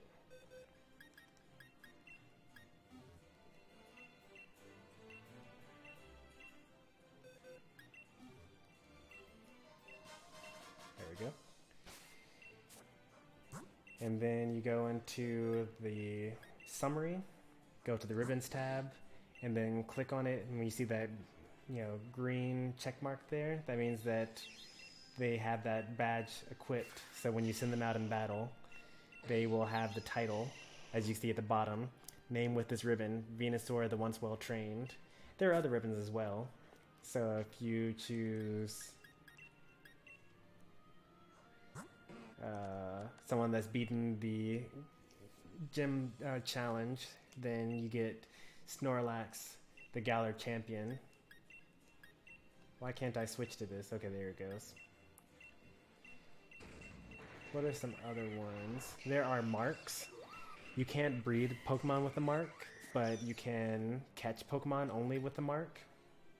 Let's see if I have a marked Pokemon.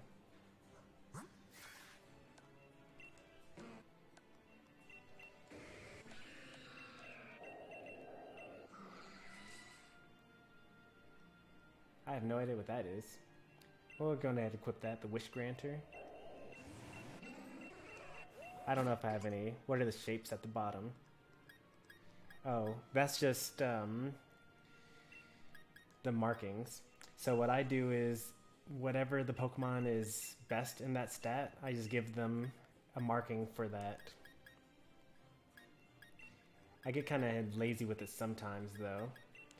So the stats would be HP, attack, defense, special defense, speed.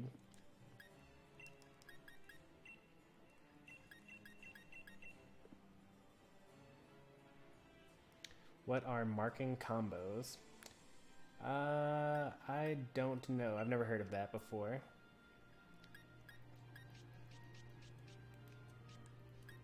I need to find... One of these probably has a mark on it. No, I don't think any of these are going to have marks on them. I want to show them off, but I don't know. All the Pokemon that have marks probably would be in another save file, because I've transferred all my Pokemon that I caught natively on this game over to another save file.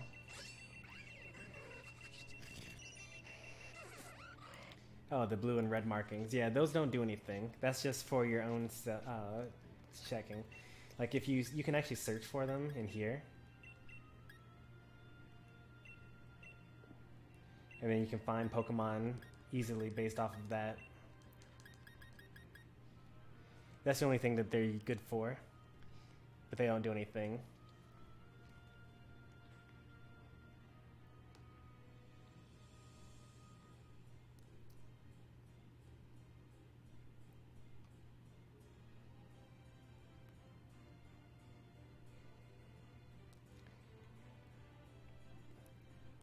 Okay, it says, I can't beat you, Lil Game. If I can't even beat Stormy, I can't beat Lil Game. Yeah, that's true.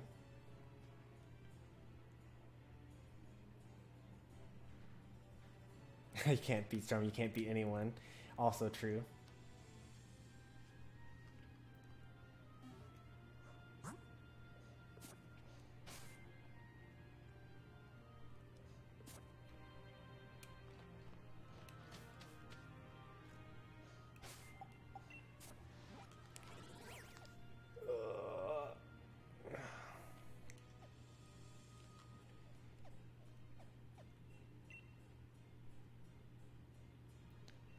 Want to do a battle tower fight? Yeah, we can do a battle tower fight. Single or doubles. Just give me a code.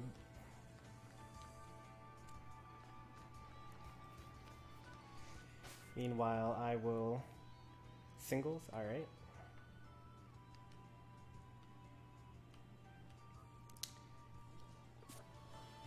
Singles.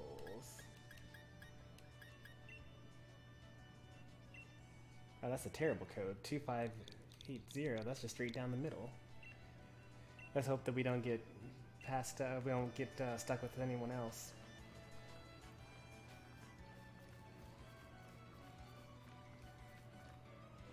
I wonder if you're able to find an opponent while sitting.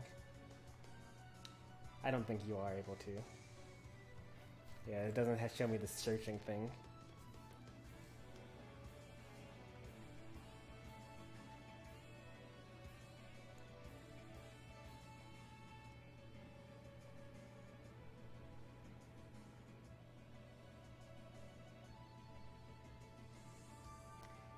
Felix, Battle Tower rules are the same rules that you use when playing ranked.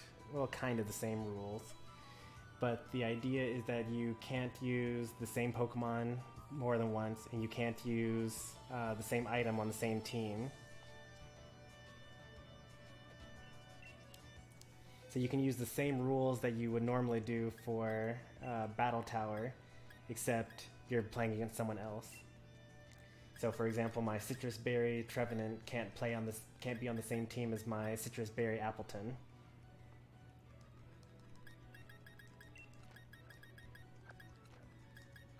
And since it's Battle Tower, it's bring 6, choose 3, which is interesting. It's been a while since I've done that.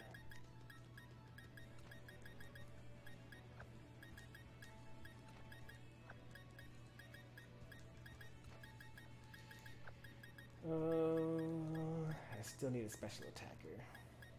Oh, but first let's make sure that we actually have the Assault Vest on this guy, which we didn't before. Good luck, have fun.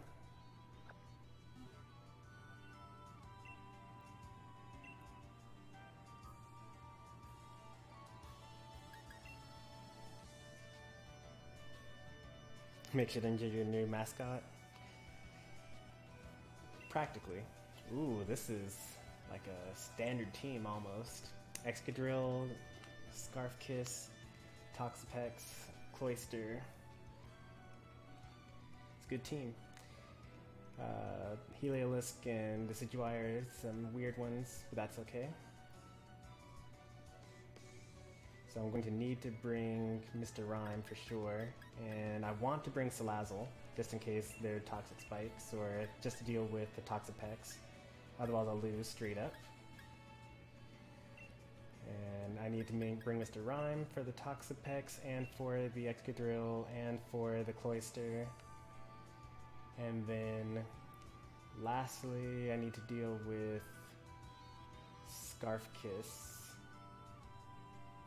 Don't think I have anything for that. I'm gonna have to just bring Snorlax and hope for the best.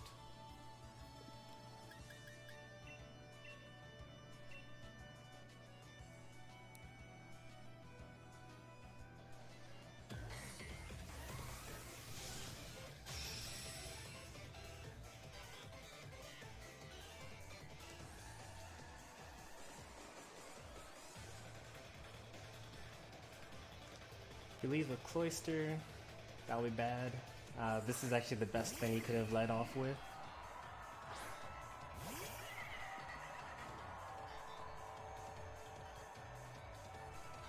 Probably calling for Scald here.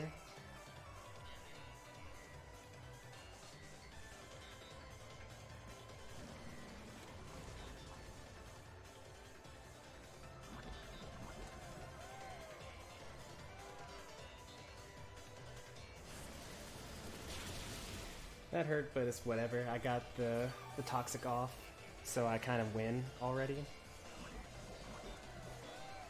He has Haze, so I can't really set up in his face, but I can do a substitute here, just to kind of like mess with him for a little bit. Use up those Scald power points.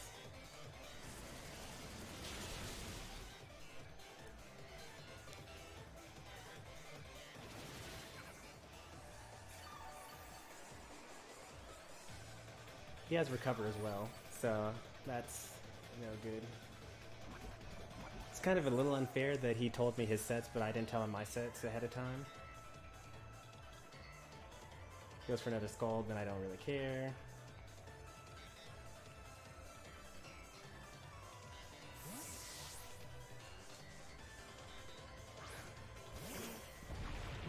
Another Scald comes out.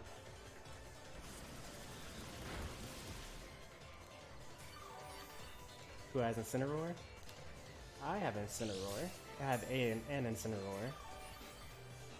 I actually need to start breeding some Littens because I keep on trading them away, and I haven't been breeding any. Like, I used to have 5 Intimidate Littens with 1 Blaze Litten, and then I traded away like most of them.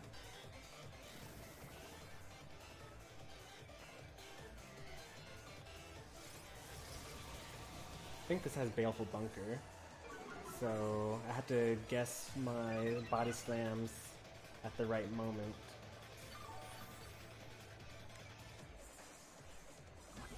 But for the most part, since we already got him with the Toxic, we've kind of won the lead battle at least.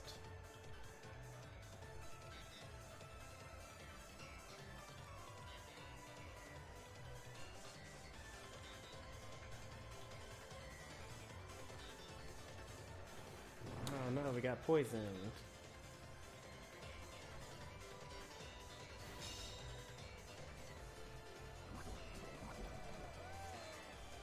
But it's only poison and not badly poisoned.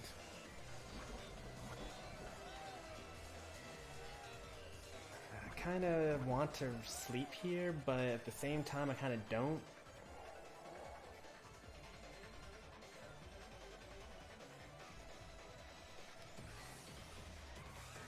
I'm just gonna sleep.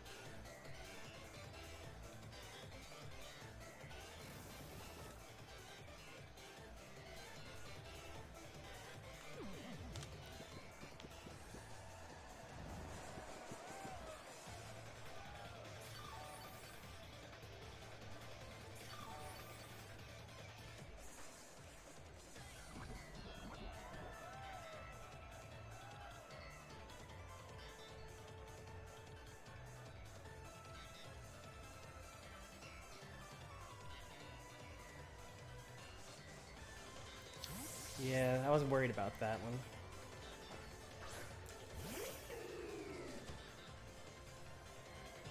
At least I can't get Spirit Shackle because I'm a normal type Pokemon. If he goes for Leaf Blade, that would be bad. If he goes for like Brave Bird, that would also be bad. The thing that I brought for Decidueye was actually also Salazzle.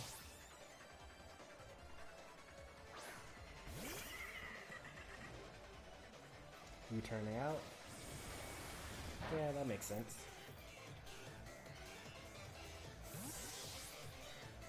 I already have like Littens with Parting Shot and Fake Out.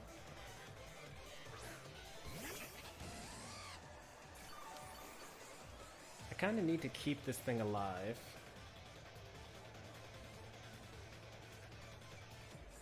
I'll probably be faster. What is he gonna do? A substitute. I don't know what he's gonna do. I'm probably faster though.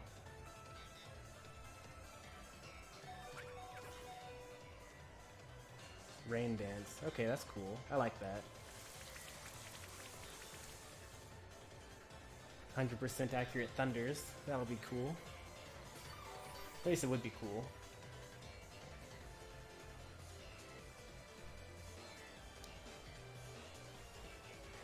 As long as it doesn't have like Aqua Jet or something like that.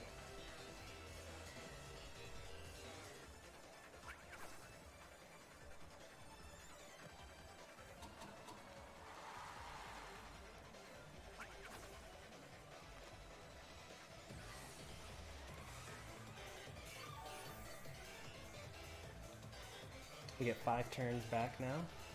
That's 5 turns of Black Sludge recovery.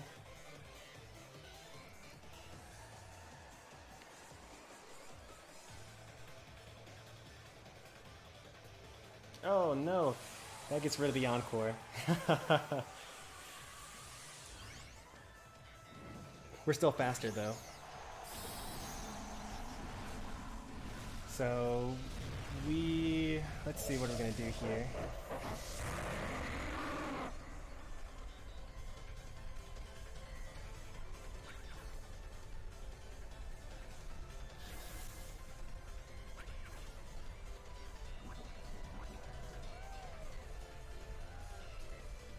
max darkness. Okay. That's not so bad. We get another substitute up. That's one turn. The black sludge helps us. Oh, dry skin. At least it's not hydration.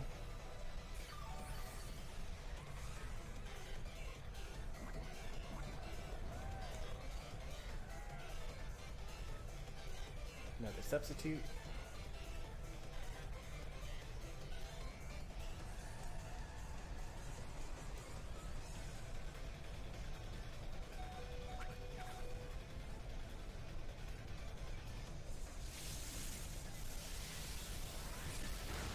If I was battling your Roserade, I'd be gone by now. Why is that? You got priority moves or what? Are you faster than Salazzle?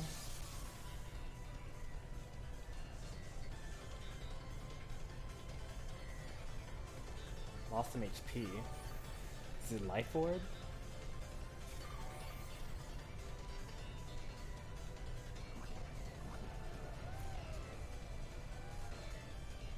The Encore ended sadly. I could bring in my Assault Vest, Mr. Rhyme, or I could burn off some of these sleep turns. Leaf Storm insta KO Salazzle? No way. Salazzle is a poison and fire type.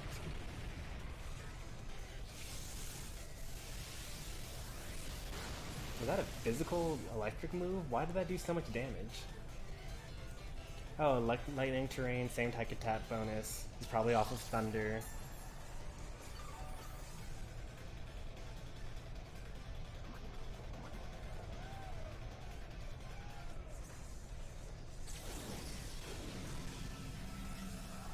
Is that the Thunderbolt? Okay.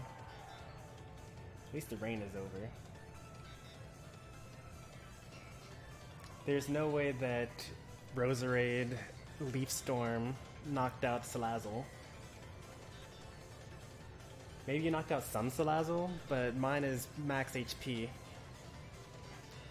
Oh, what if I predicted the Rain Dance and switched into Salazzle right then? I would have gotten another Encore off. Man, that would have been the dream. Ah well.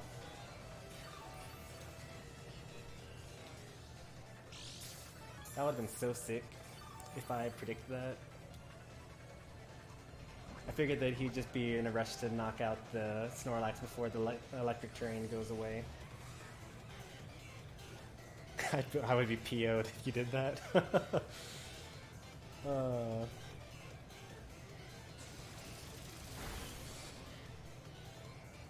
I'll live one more Thunderbolt because of the... oh, it doesn't matter actually.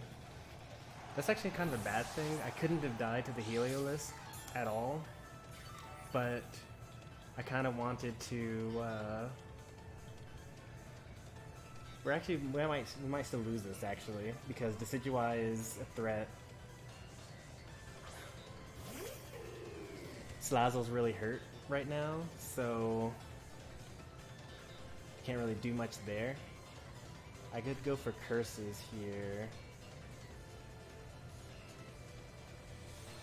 Oh,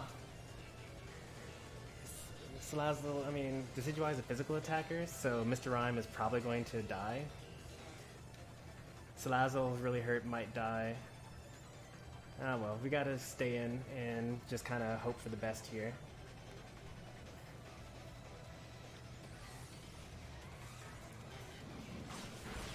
Yeah, thought so. We have to live one Spirit Shackle.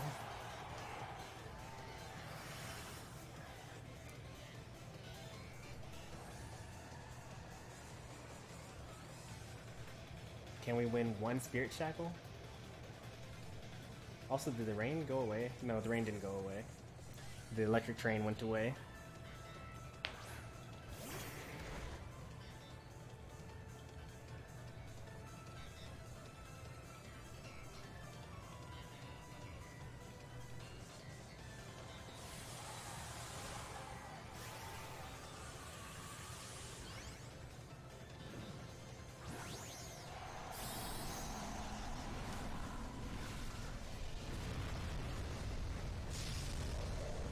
What's 4 times effective?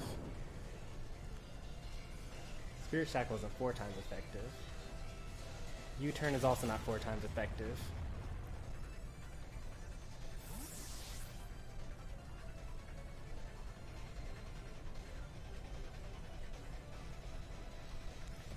This is Screen Cleaner, I think.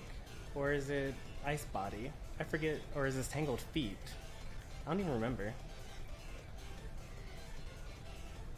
Psychic and Ice? Bug is not super effective to Ice. Both are weak to Grass. No, Grass is not super effective to... oh, Toxapex gets Regenerator. Ice is super effective against Grass, and Bug is super effective against Psychic.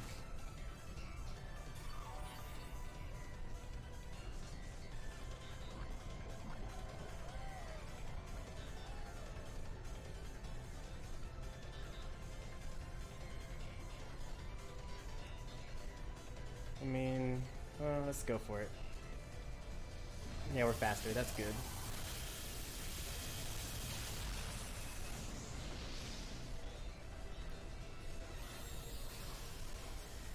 In a way, I kind of wanted to bring in Salazzle, but I'm pretty sure that we had a Scald coming our way.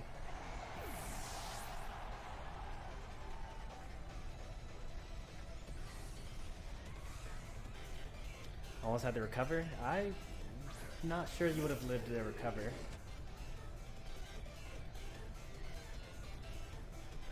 We should win this now, unless this is Choice Scarf.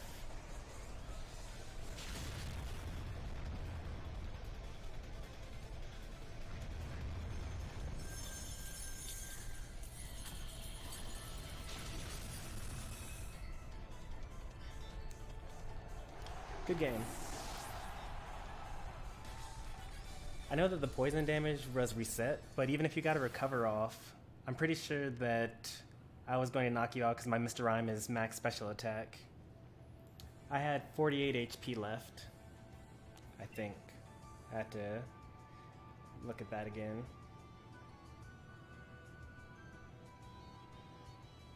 Go back 12 seconds.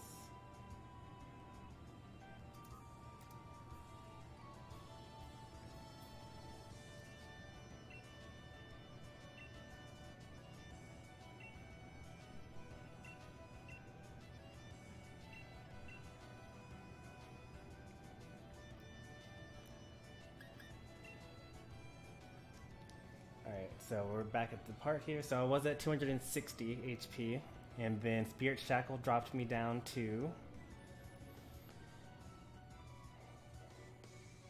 92 actually.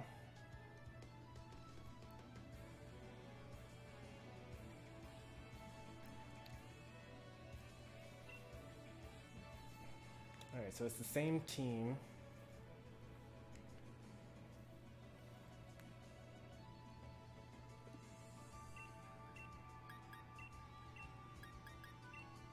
We're going to mix it up a little bit.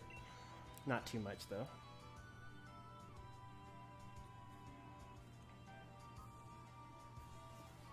Think that Heliolisk could have gone better? Yeah, if you're going to use Rain Dance with Heliolisk, you should probably use Thunder, don't you think? Because Thunder is 100% accurate in the rain, and the whole reason why you're using it is in order to... get the dry skin right now.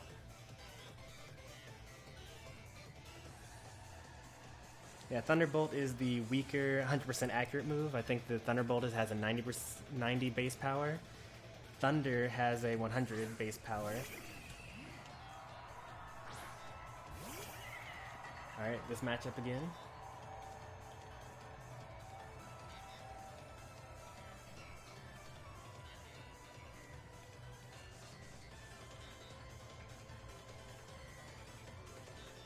The immediate Dynamax.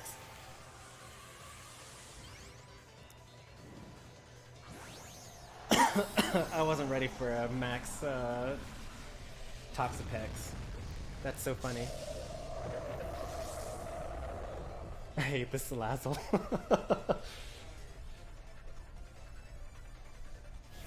I think I live a max geyser here.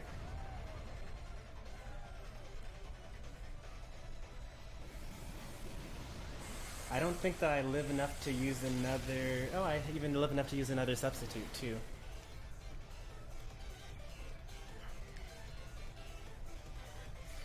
I actually have to keep Salazzle in here because my Pokemon in the back are not specially defensive. Pretty sure. Right? No, I actually still do, yeah.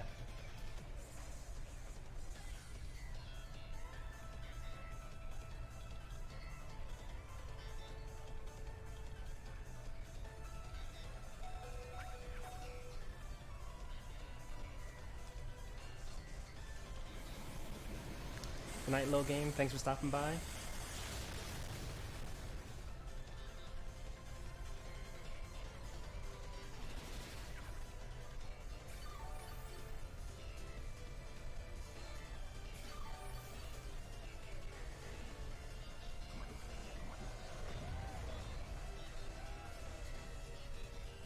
I can't go for substitute because I don't have enough HP. Otherwise I totally would.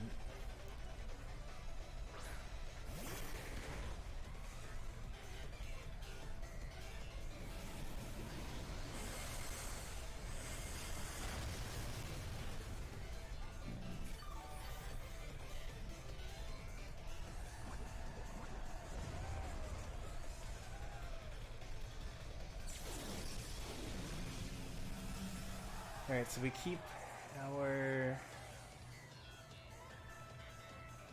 Dynamax now.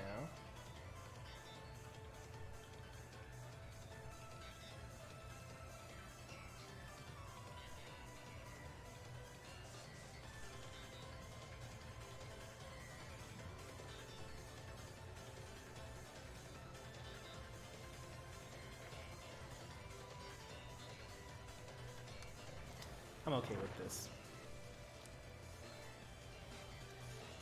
No physical attacks, so I don't get poisoned.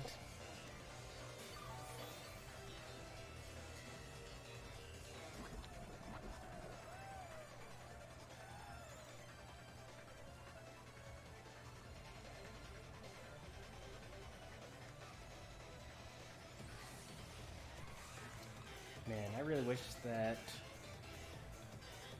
A funny thing is, I could have predicted the Baleful Bunker and then switched into,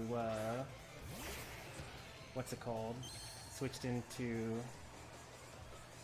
Salazzle and then gone for more Encore shenanigans. Oh, this is gonna hurt a lot. There's no way I'm faster than an Excadrill. And it probably has like something Earthquake, maybe Rock Slide. I don't know.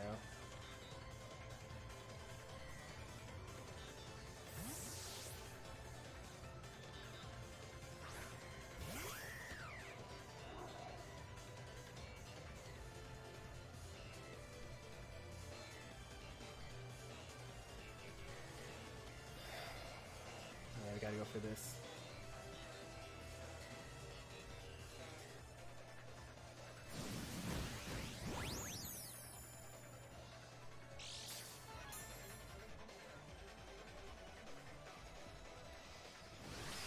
Iron Ball is not useless. It's not very useful here because Excadrill is supposed to be a fast Pokemon. Iron Ball lowers your own speed. Whoa, careful with that Joy-Con drift there.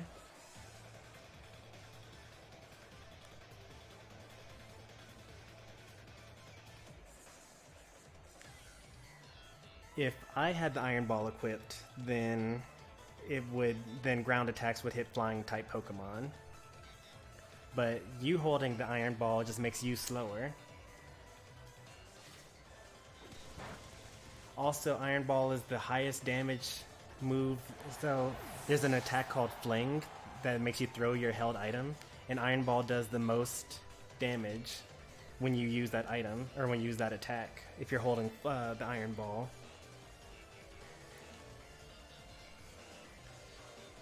There is no item that allows for ground attacks to hit flying Pokemon. If I use Roost, then that puts me on the ground, and then ground attacks will hit.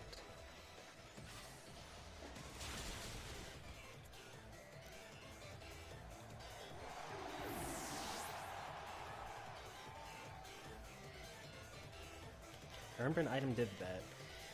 So there's an item called Ring Target that lets normal attacks hit Ghost type Pokemon, but only when the Ghost type Pokemon is the one actually equipping it.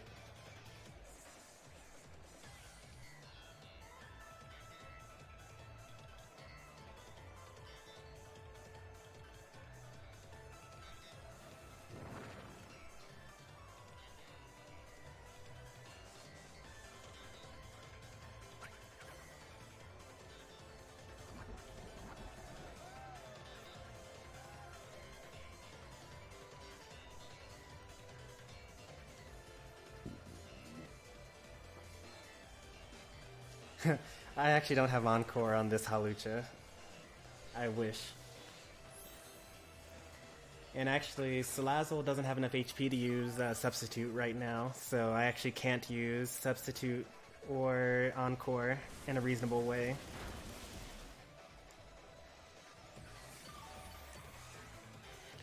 So I have to win with Hawlucha and Mr. Rhyme. Which I can do. Like, Mr. Rhyme will probably one-shot you right here because it has, I can Gigantamax, not Gigantamax, I can Dynamax and go for the Max Mindstorm.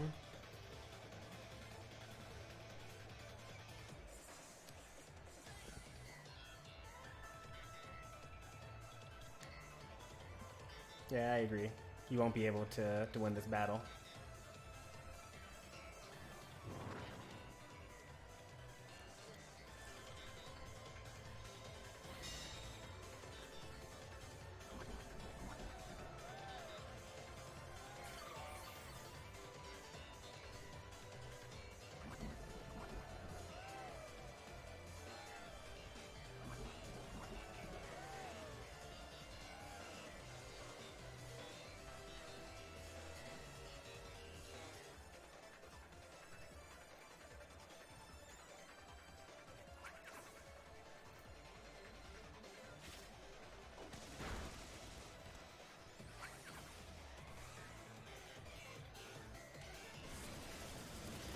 Imagine a floating Excadrill.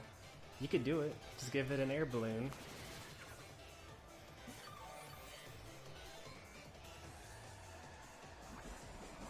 Am I gonna run out of HP before I can use up?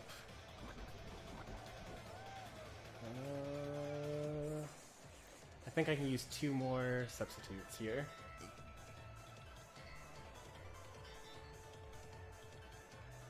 And you get knocked out in 2 turns as well.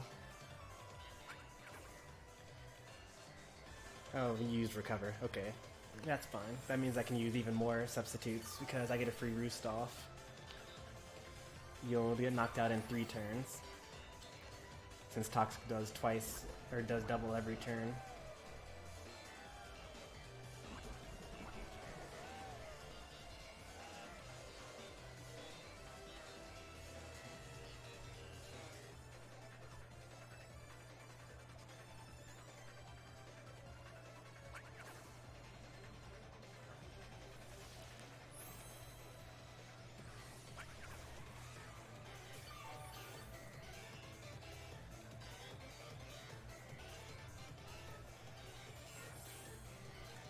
Alright. 4 turns? Well, 3 turns from now. At some point in time, the toxic damage is going to be so much that it's just going to knock you out in 1 hit. Oh look, my brother picked up Animal Crossing. That's cool.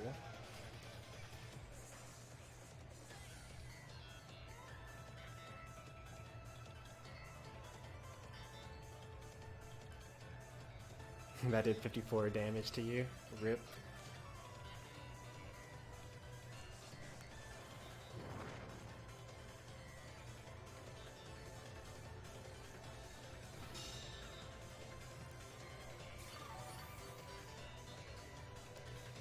If you thought that was bad, wait for till you see this one.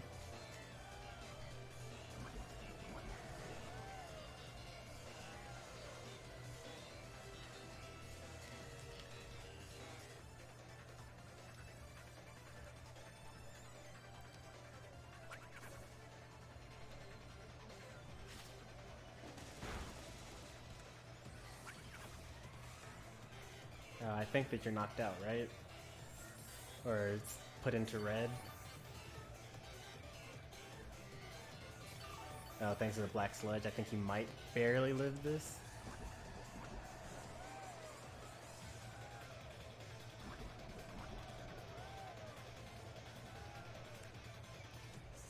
So if you use recover, you die. If you use Baleful Bunker, you die.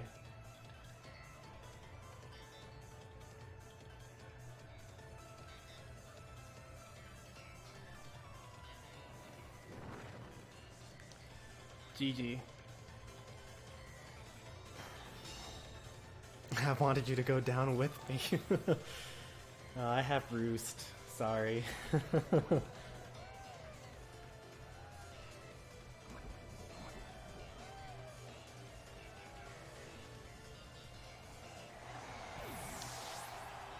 Baleful Bunker poisons you, so that's just like a regular poison. But my Salazzle used Toxic on you, which is badly poisoned, so it multiplies it every turn. Yeah.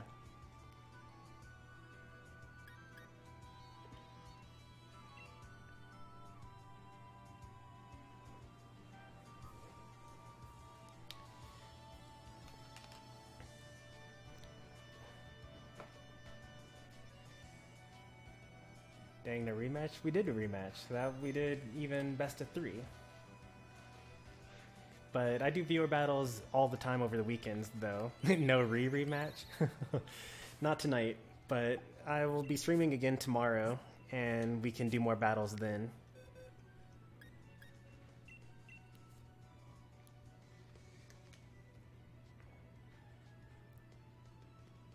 And I noticed that you already followed me, so you should get the notification when the time comes. What item for Excadrill? Usually, I don't really know the stats for Excadrill, but most of the ones I fight online use Focus Sash because it has lots of damage and lots of speed, but no HP. So you're supposed to hit with it, get hit, go down to 1 HP, and then hit again, and that's supposed to knock them out. That's what I see most people use it for. You might also be able to do well with the Choice Scarf if you're using if you're doing 1v1s instead of doubles. I don't know. Those are kind of the main things I would think of.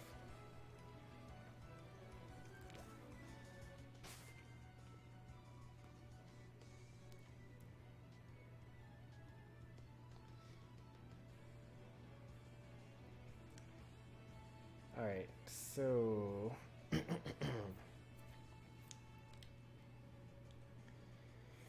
Decidueye, 8 speed, that's easy.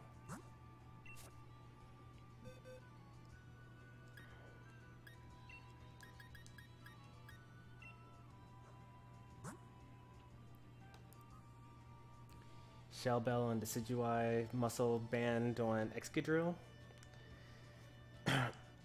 The issue that I would have with Shell, what's the EV spread on your Decidueye? It could work. I would just worry about Decidueye getting knocked out in one hit very often because it doesn't have very much defense. Like I knocked out your Decidueye in one hit just now with my Halucha. Speed and attack, last fewer HP. Yeah, I don't think you're going to live very long with Decidueye. That's the main issue. Because I think Decidueye has 60 base speed. I think. It could be 80. Let me check. Decidueye is a 70 base speed Pokemon, so like, it's not very fast. Like most things are faster. Not most things, but it's like half of all Pokemon that are fully evolved are faster than Decidueye anyway. So if they max speed invest and you max speed invest, then you'll always be slower.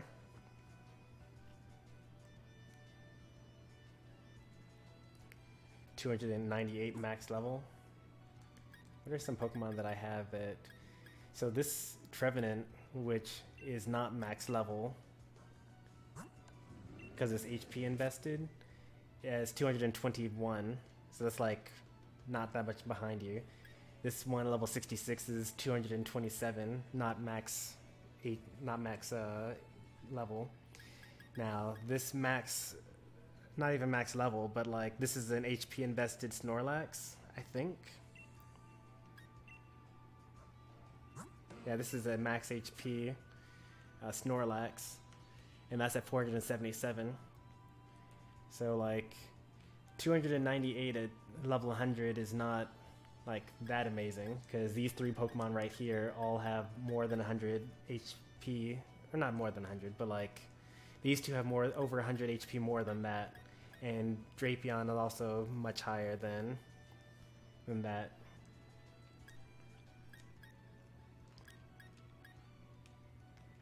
So I think that you want to look at your Pokemon's base stats more so than what their actual number is. Yeah, Cloyster is a monster. Cloyster does have a really high defense. I think that's 130 base defense, maybe 140. The only reason why I brought my my Mr. Rhyme in both of those battles, because if I didn't bring Mr. Rhyme, then I was going to just completely lose to Cloyster, because all my other Pokemon are physical attackers. Snorlax uses physical attacks, Hawlucha physical attacks, Phalanx physical attacks, Leafeon physical attacks. Technically, Salazzle uses special attacks. Like, if I had to use Flamethrower, I would, but... eh. The main thing I use Salazzle for is Encore and Toxic. It's one of my favorite sets that I've built. It's, you know, I build all my own sets. Like, I don't look up anything online, but some of them are worse than others. Like, my Raichu set that I made is really terrible. It loses all the time. But some of my sets are like actually good, like Salazzle being. I think Salazzle is one of my better sets, along with Hawlucha. Mr. Rhyme countered your team mostly. Thanks to Freeze Dry mostly, yeah, I'd say so. And the Assault Vest helped a lot as well, because you had a lot of special attackers with your Heliolisk and your Toxapex. And I could live through all that with Assault Vest. And I think... what is this? This is max speed, max special attack.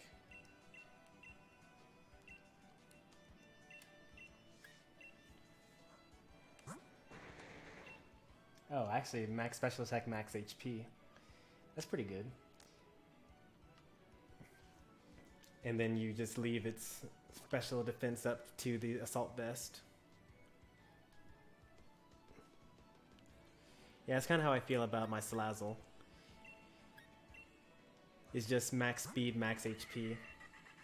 I didn't put any points into special attack, because if I'm using Flamethrower with my Salazzle, then I've already lost.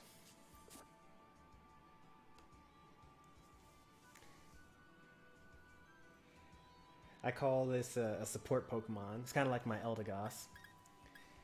My Eldegoss isn't really there to attack anything. It's got aromatherapy to get rid of poison and paralysis on the team.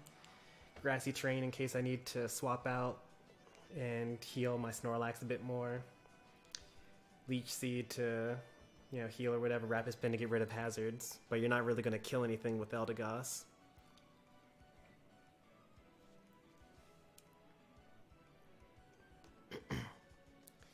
Would Sludge Bomb, Flamethrower, Toxic, and Nasty Plot be a good Salazzle build?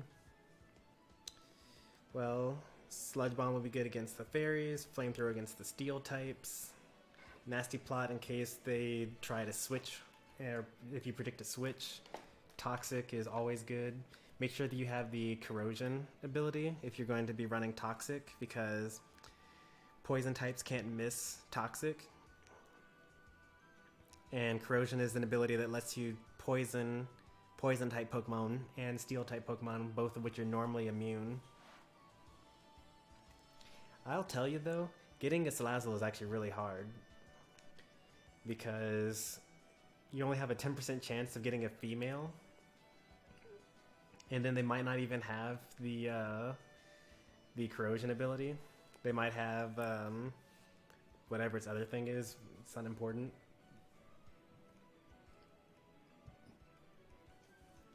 But I could see Sludge Bomb, Flamethrower, and Nasty Plot work. The only thing I would say about that is that Salazzle is kind of frail. Like, Salazzle dies very easily. So, I'd just be careful. Like, you might try to set up a Nasty Plot, and then they, like, one-shot you in return. So I'm guessing that if you were to run that set, you would actually want to put points into your special attack instead of HP. And then you might be vulnerable. That's why I run Substitute, because Substitute, so most Pokemon will do more than a fourth of my HP.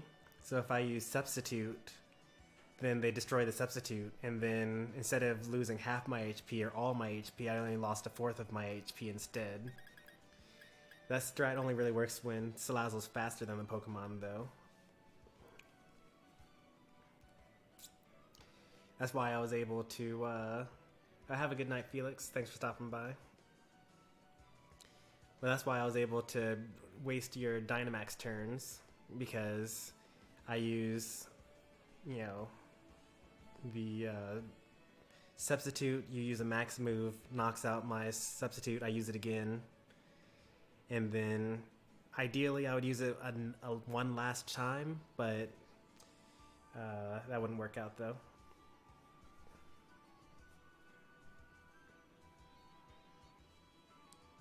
Max speed, max special attack? Okay. Yeah, I mean, that could work. You would have to, like, play it really well. Like, you wouldn't be able to just Nasty Plot any time.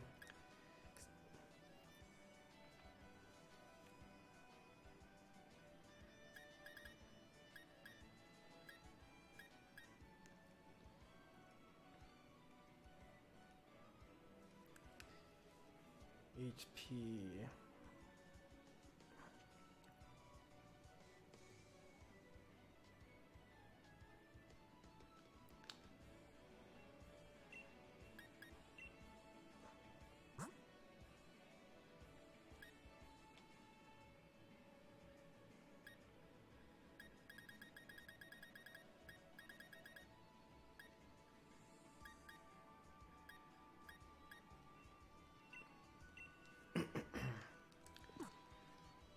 One Squavit.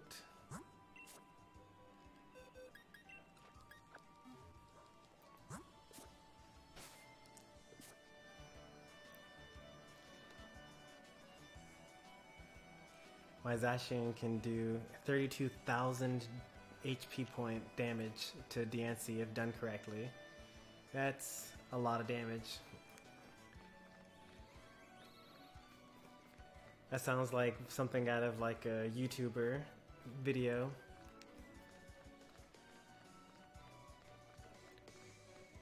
Like if you were watching Pimp Night or something like that and set up like set up a 64 times weakness to something and then hit with like Solar Blade or something like that with max attack stat. Just need one of these.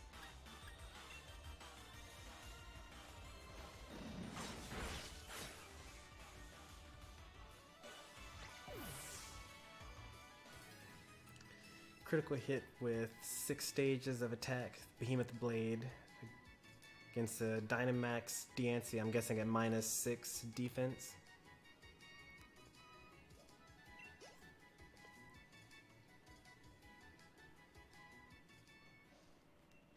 Alright, speed is done. Next up, we need to get 148 special defense. That is not divisible by 9. And it is not divisible by 18 either, right? Well, it can't be because it's not divisible by 9. So 148 It's like 4 times 25 plus 4 times 12. So that's 27 fours. So then that's 13 eights. So I need to hit it 13 times, looks like. 13 times 9 is a little less than 130. So we can hit it 10 times. Yeah, let's hit it 10 times for that.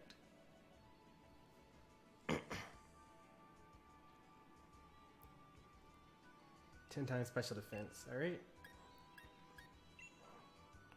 11 would be 143. 143.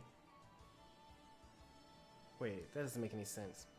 We're doing everything is times 9, not times 13. So 9 goes into 148. That's 9, 58. That would be 54, 6. So 16 times. That would give me to 144. So 16 is what I actually want. 16 Nickets.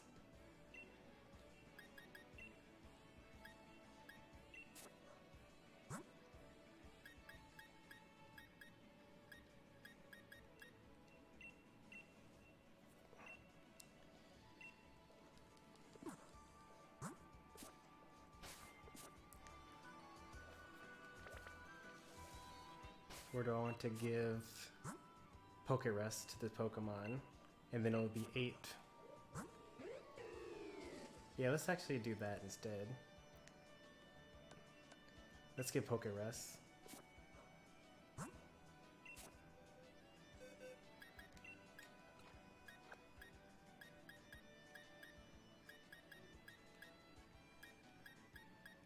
find a contagious Pokemon real quick. And then run away from a couple of Pokemon real quick.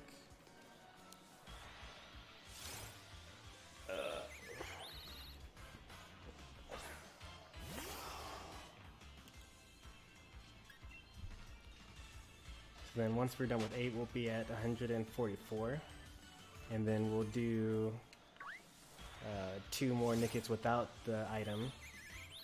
And then that should get us to 148.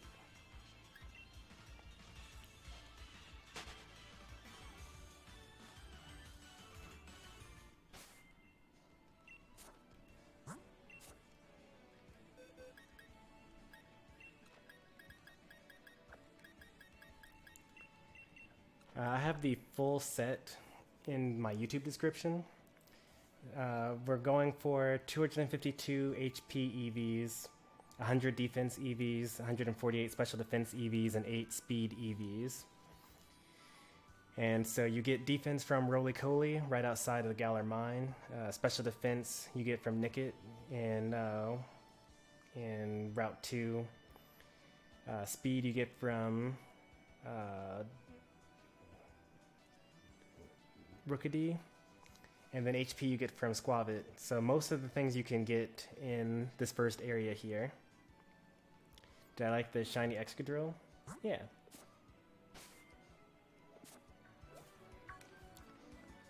How am I going about it? So I have these power items. Oh, you're really far behind, actually. By the time you read this, I'm like a minute ahead of you, by the way, on the Twitch side.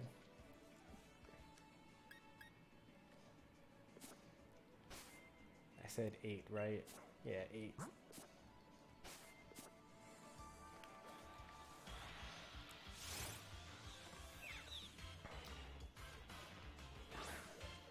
Eight times 18, 144.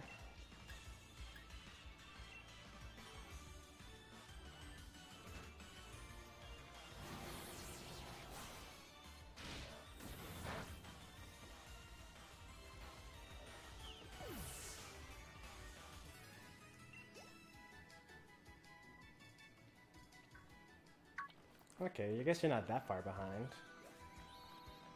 You was confused by your contagious.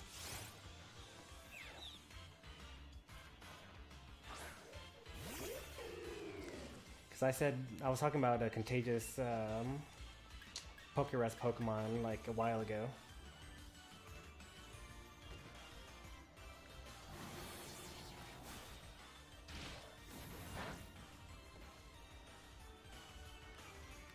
Oh, you were already typing then I kept on talking.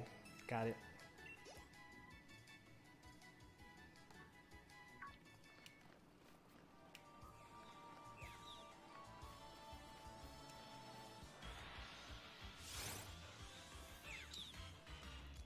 Oh, yeah, I'll explain what contagious means in this context. So, you know what Pokerus is, right? It doubles your EV growth.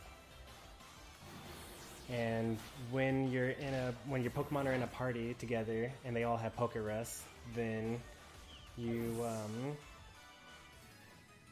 they can catch it from each other when you're in battle.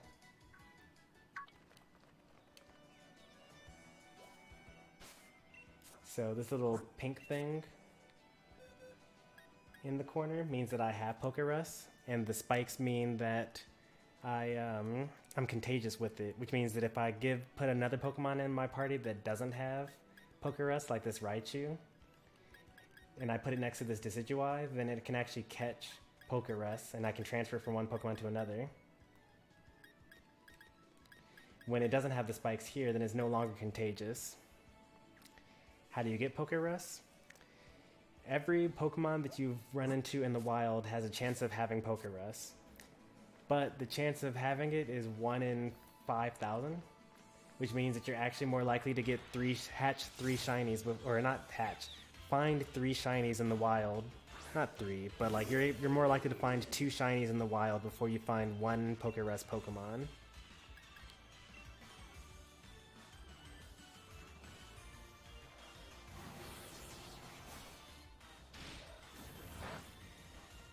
So you're most likely to get Pokerus by trading with someone that has Pokerus Pokemon, because once you have Pokerus, it's very easy to spread it. All you gotta do is just put a Pokemon in your party that has Pokerus, put some Pokemon in your party that don't have Pokerus, battle some Pokemon, and now all the Pokemon in your party have Pokerus.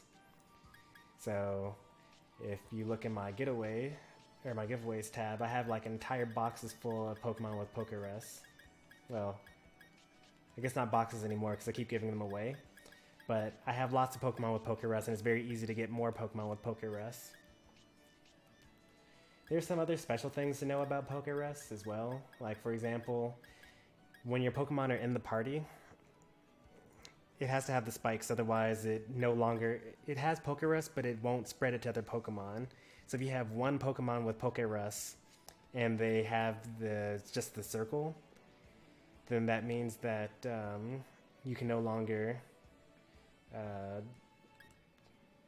give it to other Pokemon. So, which is why it's good to have as many Pokemon as you can have Pokerus.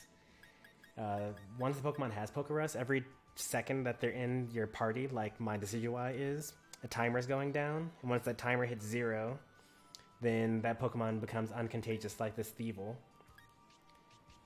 To answer your question, I do have Solgaleo. This guy here.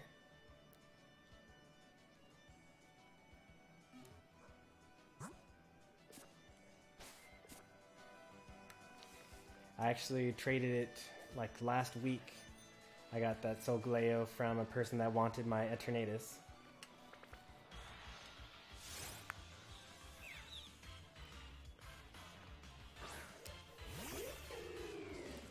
They stay infected forever, but they never become contagious again.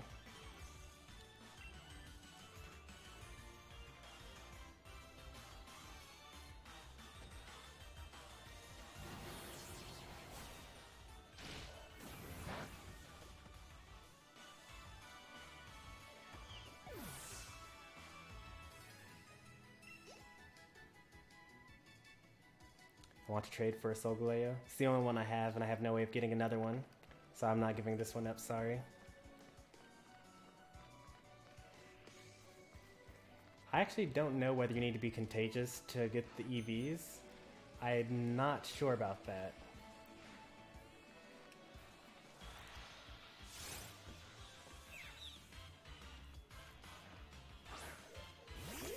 I've never tried to EV train a non-contagious Pokemon. I always contaminate them and then train them. Like, I only give Pokemon Pokerest when I'm about to start training them.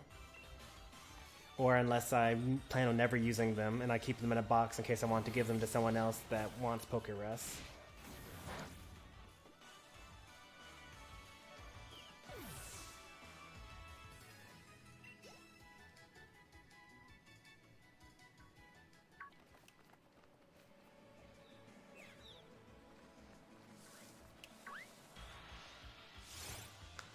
And also the guides that I find online don't tell me whether you can keep on if you keep the doubled growth rate after you're no longer contagious. I'm sure I could find one, but I've looked up two, and neither of them answered that question.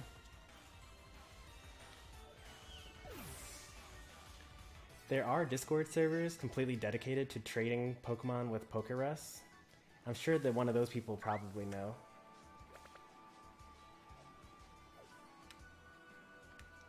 But as I mentioned, I'm still learning a lot about this game.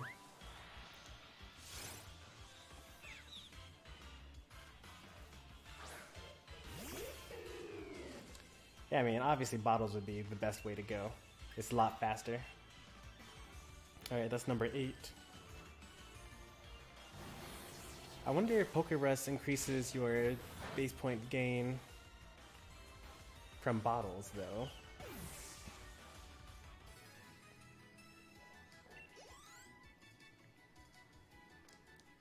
I only got my shinies because I was pulled into shiny dens. I only have my shinies because viewers show up and then randomly trade me for shinies. Alright, so now we're at 144 and we want to get to 148. We need to fight 2 more Nickets while not holding the power weight or power band.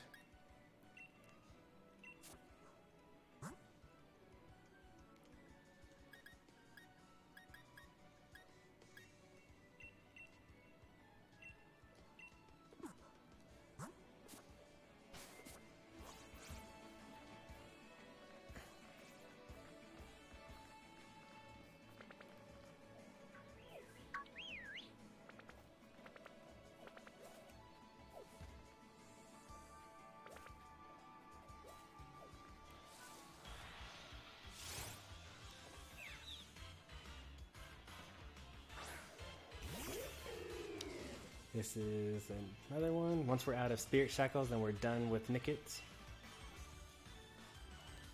Let's start doing the math for the defense.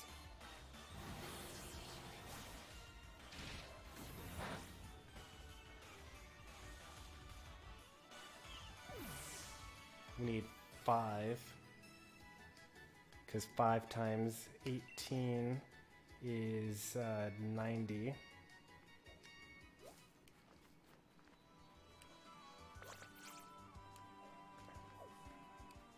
Need 100, and they're in I can either get 2 or 18 from any particular battle.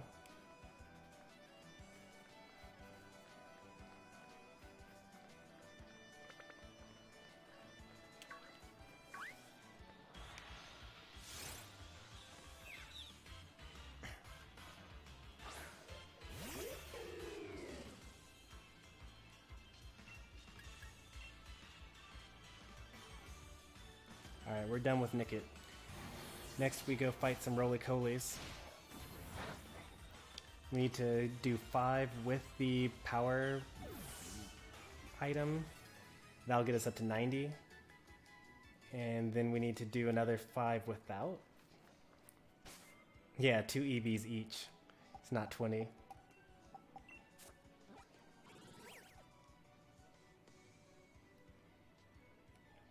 I can only get either 2 or 18.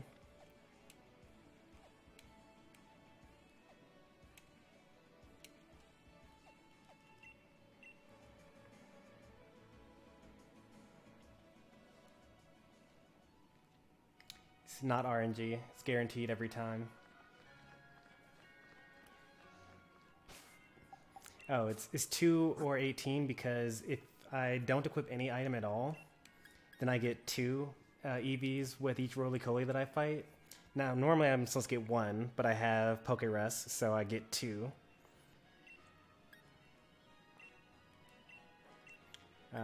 And then equipping a power item gives me 8 in that particular stat. So if I give the power belt, then that gives me 8 points in defense. But because I have Poke Rest, it actually gives me 16. So that's just how it is.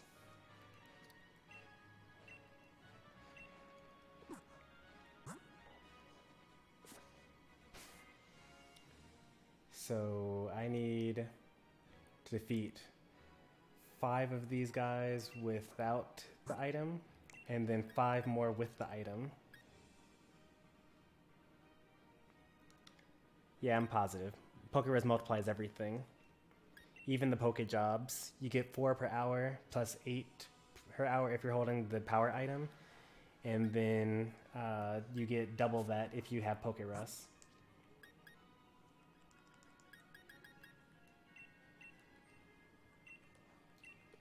So 5 with, 5 without.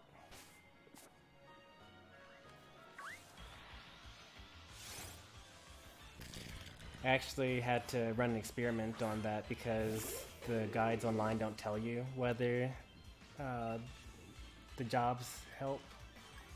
5 with, 5 without. So I should do leafage, and then when I get down to 35, I'm done with the power weight, and then when I get down to 30, I'm done with the power belt.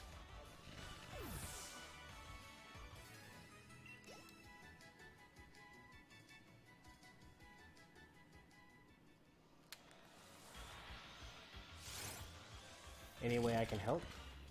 I mean, you're helping basically just by holding conversation. Like because all I'm doing is pressing the A button here, and that gives me time to just kind of think about it. But if you want to, so here's the problem. You might want to start writing this down. So I have done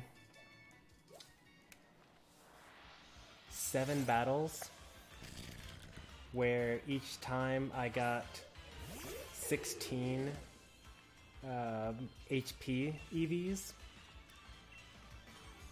and so 7 battles with 16 EVs each, and I need to do some number more. How'd I get 16? Because so right now I need to do 5 defense EVs. So when I have the power weight, which gives you 8 points after battle. So I'm fighting a defense Pokemon. Roly-Coly is a defense Pokemon. So I get 1 point of defense from the Roly-Coly, and then I get 8 HP points from the power weight. And then I also did the same thing with Nickit earlier, where I fought 2 Nickits with the power weight equipped. So that's 5 plus 2. So that's why I got the 16 of those.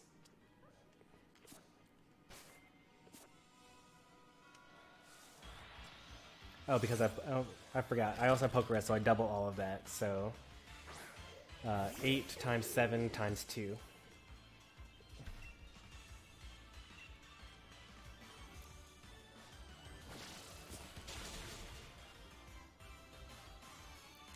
I 116 HP EVs from all that. I said 16 times. What did I say? 16 times 7? That should end in 2.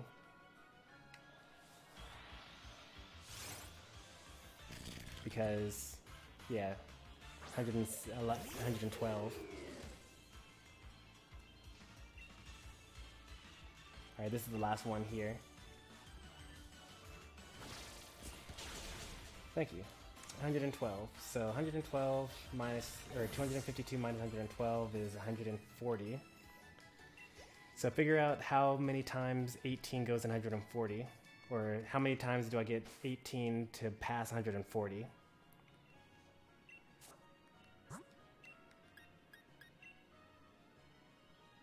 Yeah, 144 would be the next number up from that.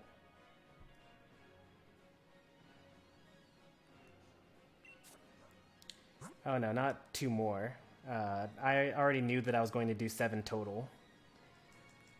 So I just gave you the number that I was going to end up with, not the number that I actually had at the time. Yeah, I know.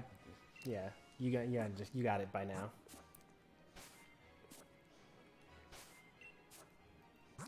Just gonna double check. One time I trained my Gengar with the wrong item, and he still isn't the same.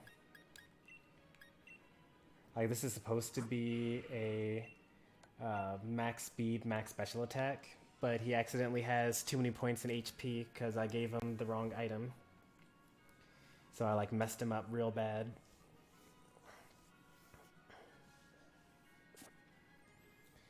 So I have 140 HP points currently, or 112. I have 112 points currently. I need to get to 252 using increments of 18. How many more battles do I need to do for HP?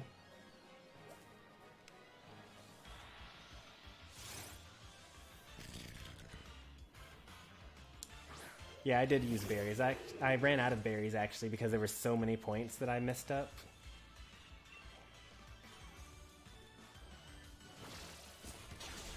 It's less than 10, whatever it is.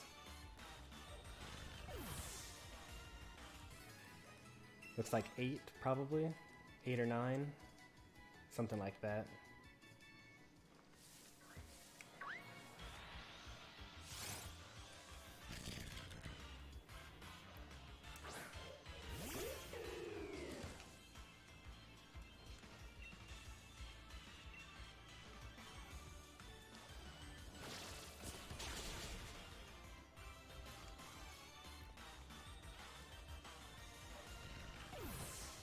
Okay, so I needed 9. Yeah, so one trick that you could do there, by the way, so I need 140, right? And I get them in increments of 18. 18 times 10 is 180, that's too much. Yeah, subtract 36 because that's 2, and then that's somewhere around that ballpark.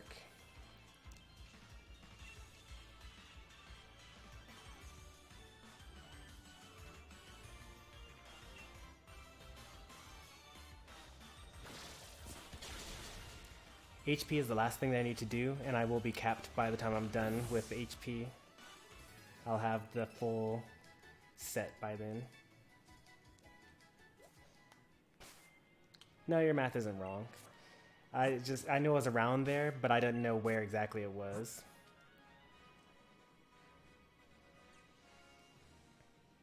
Eight would be 136. Okay, so I need 8.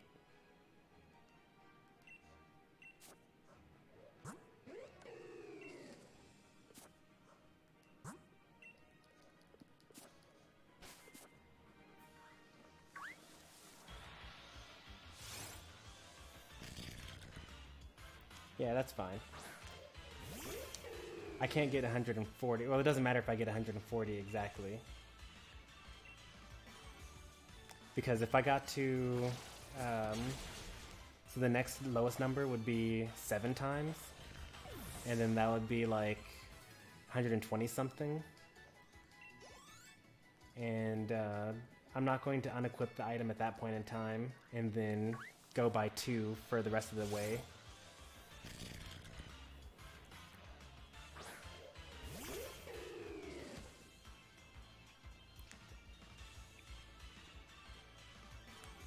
Oh no, I'm not going to time you out, but thanks for being conscientious of the rules there.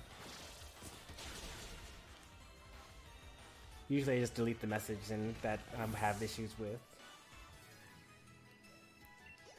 But even on YouTube I allowed the LMAO and things like that, so you're fine over on Twitch with what you wrote.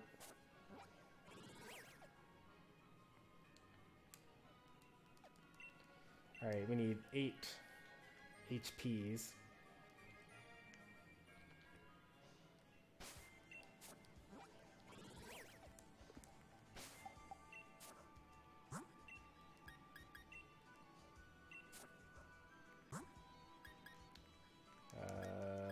Weight is what I need, yep.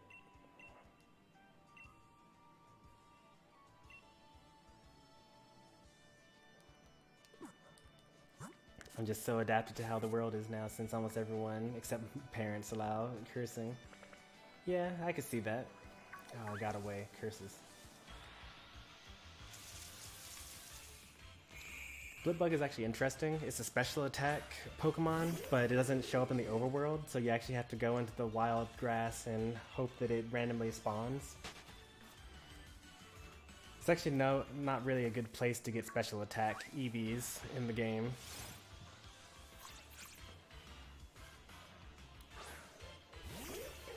The best place is technically using Ghastlies in the wild area.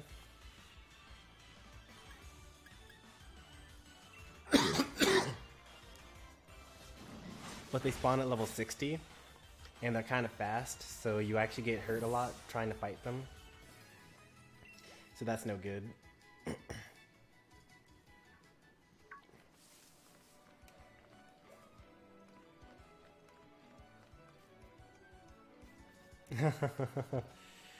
Have a good night, Sean. Thanks for stopping by. Hopefully you don't get in too much trouble.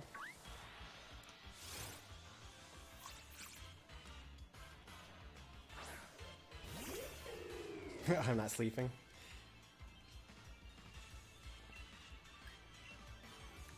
I just assumed. Oh, okay. You were just trying to make sure that you stay quiet.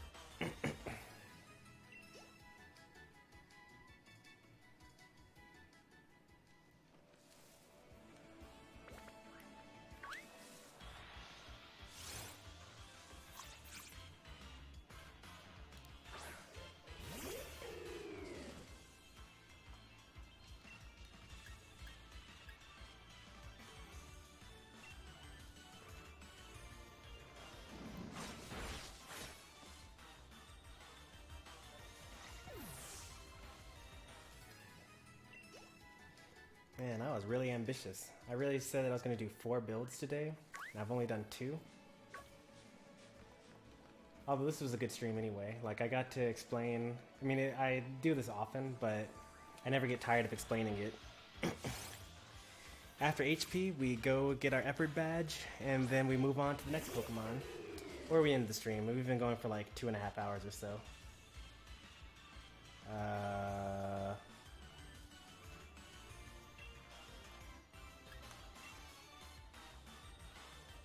Yeah, almost 3 hours actually. Well, yes and no. Decidueye is definitely done after HP. This is the last step that I need. But I have 2 more builds that I planned on doing. I still plan on doing a Shiinotic, as well as a... What's the last Pokemon that I was planning on doing? Shiinotic and... Maractus. How long will each build take? It really depends. It mostly comes down to how crazy the builds are. They'll actually both be really fast. Because, so a build like my Decidueye, where I have to like mix up the items and like figure out how many of each Pokemon I need to fight and things like that, and it's split across 4 different stats. That one, these are just taking longer than usual. The other 2 builds, Shiinotic is just max HP, max special defense, and Maractus is max special attack, max speed. So those 2 are like really fast builds.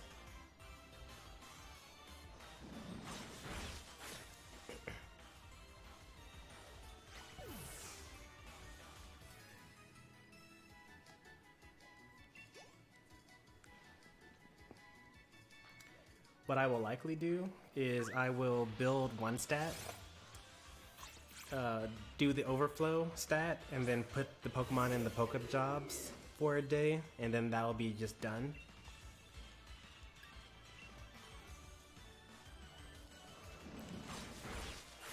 $26 of each bottle, that's so much money.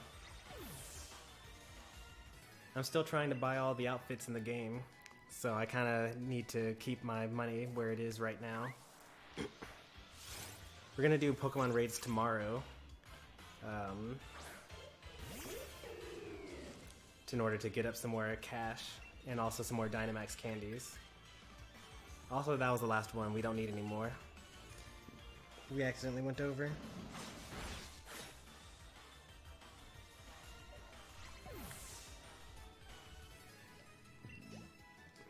I also know easy cash grinds. I don't really do the date skip though. I do use the money, or I do use the points that I get from Dynamax, because I do viewer raids all the time, and I use the watts from that to buy luxury balls in order to actually do the thing that date skipping does. But I don't actually date skip. I just actually beat all the raids. Once you beat all 4 of your active raids, then they actually give you more raids. But you do have to go through the time and effort of actually beating them.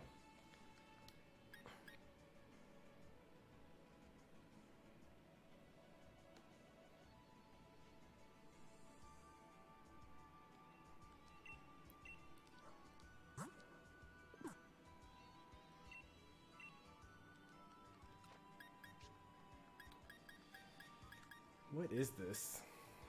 This is like a weird... What would I consider this Pokemon?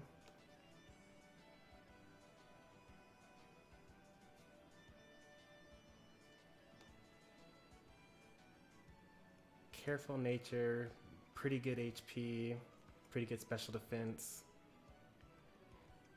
I guess I'll consider this a special defense Pokemon. 140? Yeah, I'll consider that a special defense Pokemon.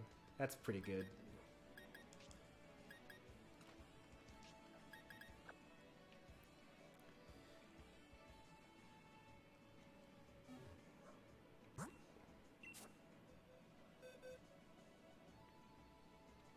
AI suck and raid, yeah. I mean, that's why I do it with viewers, because those are actually my most popular streams. I just put up raids with viewers, and then I get like, 5+ people in chat. And the main issue that I get at that point in time is there are too many people that want to play. Oh, I'm not at max. Why am I not at max? I must have done some wrong math along the way. I'm at max HP. Oh, I probably wasted too much into HP. Let me figure out what stats I have. One moment, everybody.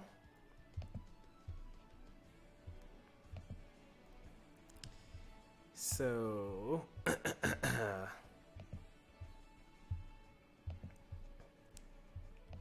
I have a Decidueye, and it is a careful nature.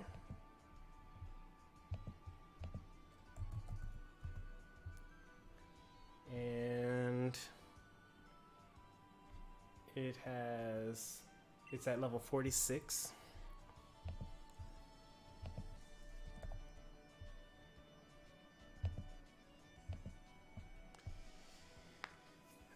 So it has max HP.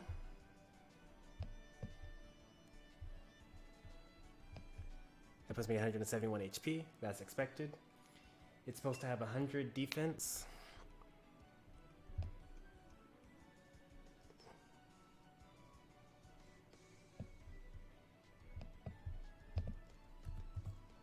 That would put me at 99 defense, which I'm at. I'm supposed to have 148 special defense. That would put me at 140. I'm at 140. I'm supposed to have 8 speed. That'll put me at 84 speed. I'm at 84 speed. That's interesting. Huh.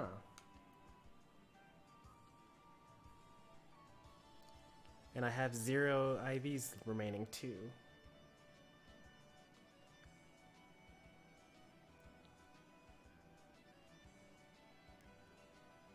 Max HP. Max, or not max, but huh.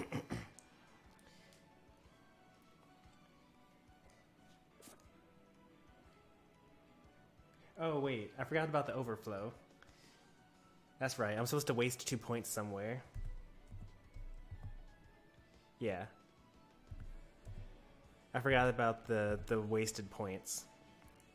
The 2 that I can't actually put into any particular stat.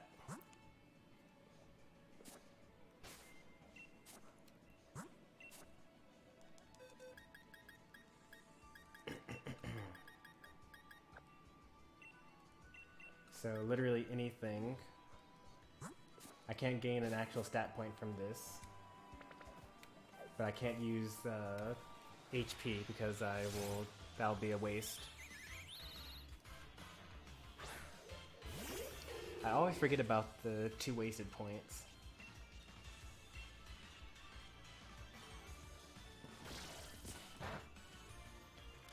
So I actually have 10 speed EVs because of the wasted points.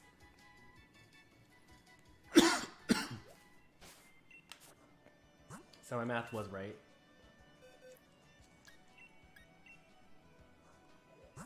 There we go.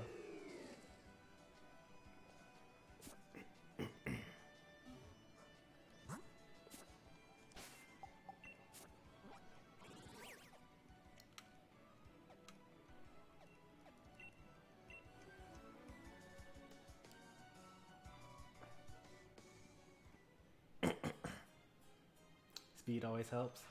In this case, actually, it doesn't help at all because you only get an extra stat point for every 4 EVs. So all of my stat points were a multiple of 4 already, and I just made my speed my speed EVs not a multiple of 4. So you actually don't end up getting that extra point or that extra stat point.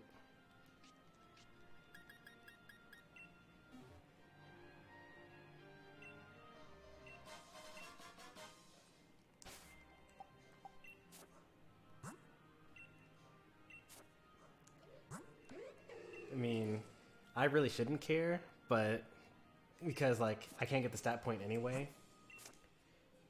But I like to mark the Pokemon that I'm actually done with the effort badge when I'm done with them.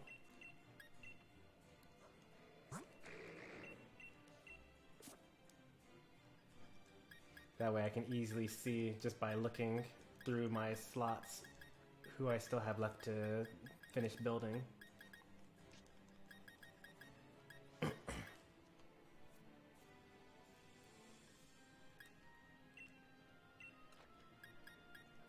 I saw your suggestion earlier about Maractus using dry skin. I personally prefer Chlorophyll, mostly because this Maractus is specifically going to be built to fight weather teams. He's going to have Weather Ball. It's going to have Rain Dance. You would think it's kind of weird, like what's up with the Chlorophyll and the Rain Dance? But the point is that you send them out against... Chlorophyll doubles your speed in the sun. And the thing about sun teams is usually there are a lot of fire-type Pokemon in there. So the idea is you go send out Maractus against against like a Pokemon with a drought or against a sun team. And then you're going to be the fastest Pokemon on the field. You get to up your Rain Dance, and suddenly all their fire attacks are weakened. And you're able to hit them with the Weather Ball, which does double power when it's raining and turns into a water move, which should, probably knock out any fire Pokemon. So that's the goal. You do not keep the speed after the sun is canceled by the rain, but because you have the max speed in the sun, And because you have that, you go first and you use Rain Dance, getting rid of the sun, and then making their fire attacks weak. And then the next turn, even if you're slower, it's a fire Pokemon in the rain, so it doesn't really matter.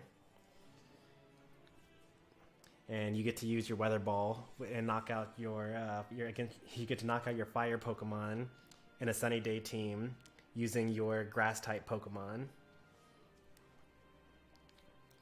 So that's the strat there. I haven't actually used it. I just like thought about it and I was like, that would be cool. Cancel the point of having the speed. Well, the issue with Maractus otherwise is if you're fighting against a Pokemon that's using Sunny Day, the only Pokemon that use Sunny Day are other Chlorophyll teams to have the max speed, in which case they're double and you're double, so it doesn't cancel each other out. Or they're going to be Fire Pokemon, or they're going to be Solar Beam Pokemon, or Solar Blade Pokemon. It's really great if you fight against Solar Beam, Solar Blade, because then it takes multiple turns for their Solar Beam or Solar Blade to charge. Usually it takes 2 turns if it's normal weather. If it's sunny day, it charges instantly. And if it's rain, sleet, or the sandstorm, it takes 3 turns instead. So if you catch them trying to use one of those like solar moves, then you really messed them up and you get 3 turns to do whatever you want. If it's a fire team, then they're not going to get to use their fire moves on you because you have the rain up and it'll all do half damage. So that's the whole goal of it. You use the speed to put up rain very quickly and then you mess them up with your strat otherwise.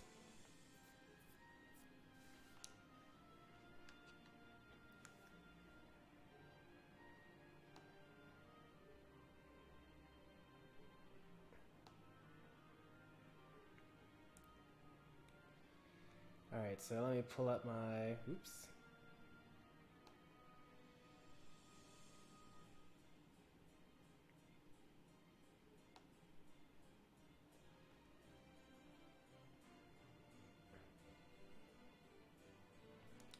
So Maractus is max special attack, max speed.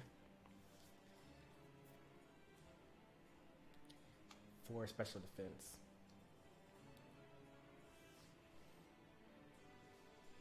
So first thing we're going to do is we're going to level this guy up. Alright, I got a team comp. Rain Dance, Heliolisk, max speed. Maractus and Heliolisk both have dry skin.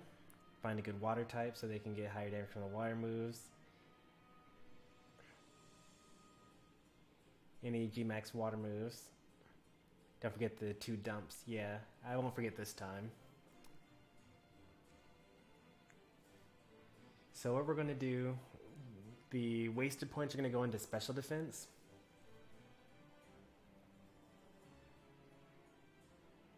Or should they go into HP instead? Let's put them into HP. I think HP is the better call because then I can have a little more. I have like a couple more HP stats. Maybe. Oh no, I have Giga Drain. We'll put it into special defense.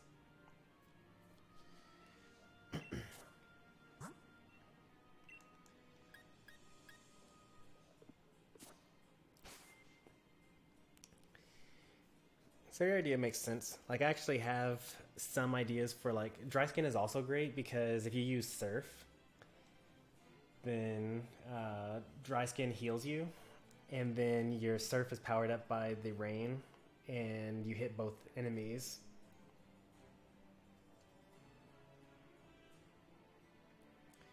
No, 2 would not give me an extra HP point. I need multiples of 4. You should like, yeah, generally when you're building your Pokemon, you should only think in multiples of 4.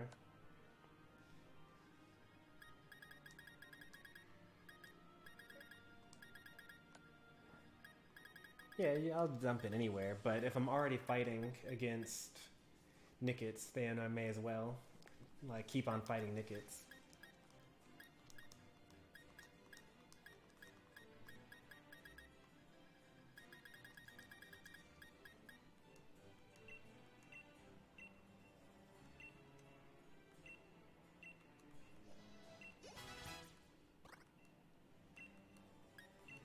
need some attacking moves.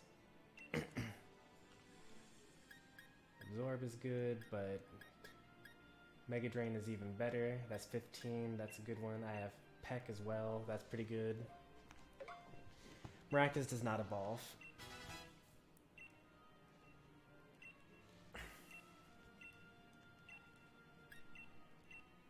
Pin Missile misses. Giga Drain is good. Giga Drain is actually one of my actual sets, so... It says one of the moves on my actual set.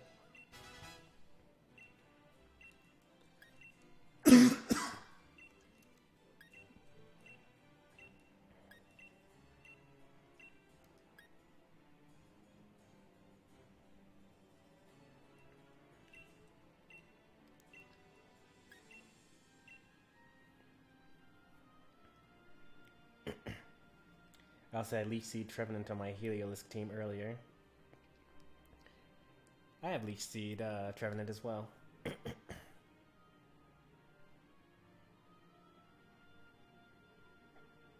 Heliolisk gets Leech Seed? Really? I know that Maractus has Leech Seed.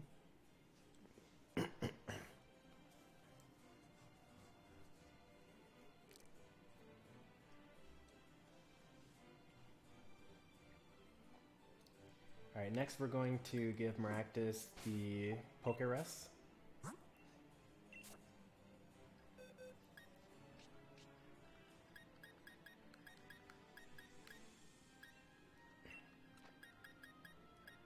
Oops.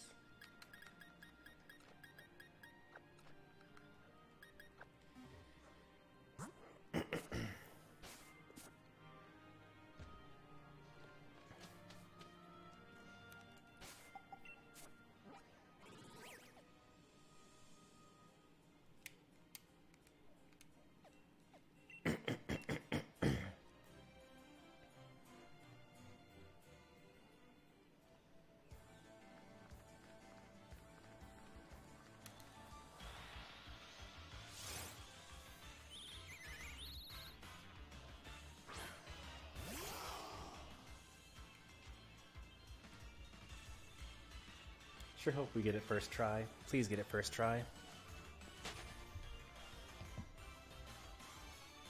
Because these two Nickets are right in front of me, and I would much rather just knock them out right now. No such luck. Should we just knock them out anyway? This will give us 1 point here.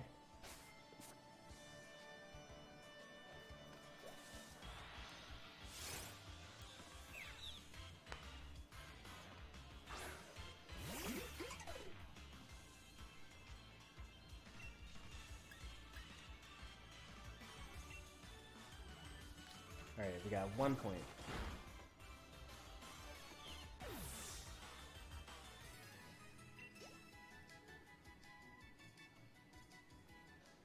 Did we get Pokerus? Yes, we did. Alright.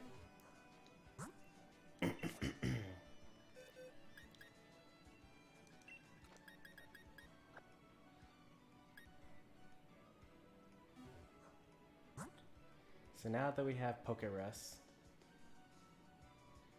we're going to give the Power Band, or Power Weight, or whatever, and fight 2 more Nickets. Actually, I have to fight 3 more Nickets in order to waste the stat points. Got a viewer on YouTube. Can I trade? What are you looking to trade? Nothing bot.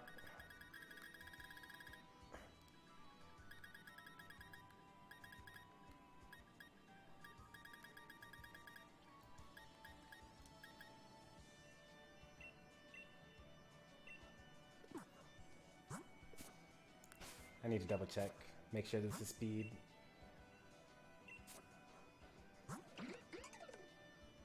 Speed stat, yep, alright.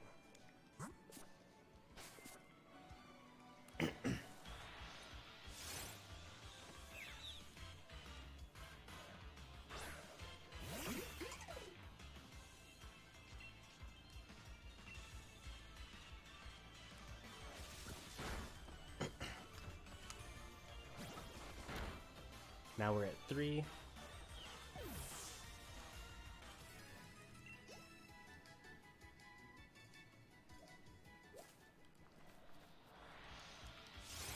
And now we're at 5.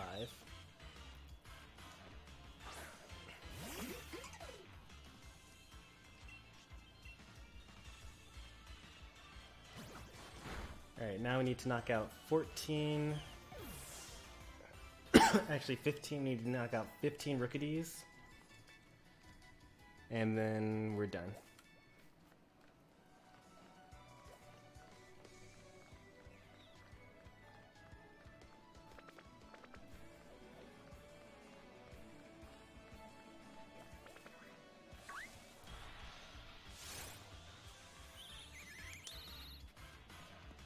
Did Nothing Bot ask to trade and then leave without when I said, hey, what do you want to trade?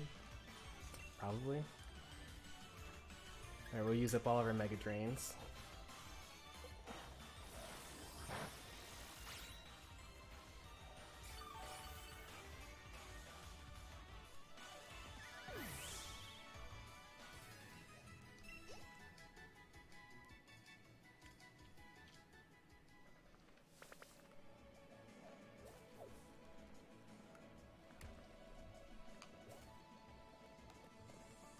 You can always give a recommendation. What do you recommend?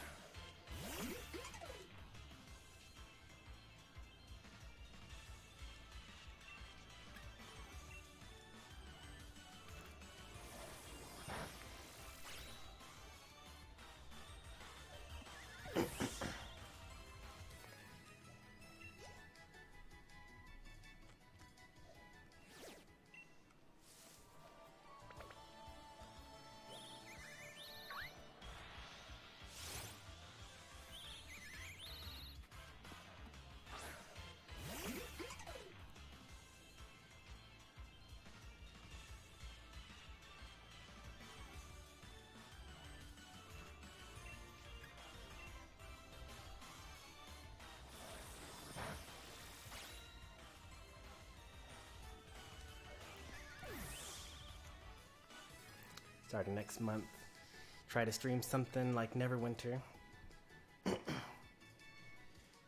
We'll see. I actually was already planning on doing Sonic Generations next month.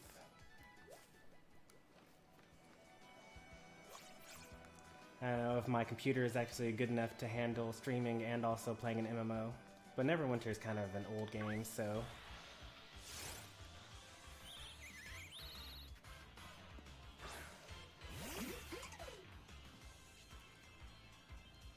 I'm not in any particular rush or particularly care at all for the for Twitch affiliate.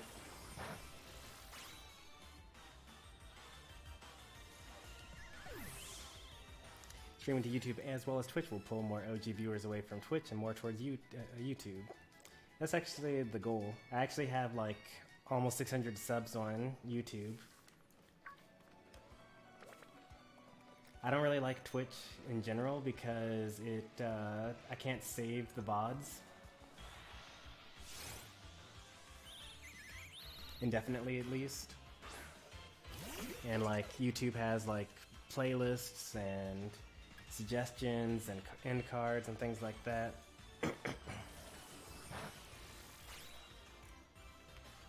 I can save streams in Twitch. If I go into each stream and make it a highlight, then I can save it that way. Streams by default are saved for 14 days for non-affiliates and 30 days for affiliates, and then I think you can save it indefinitely if you're a partner.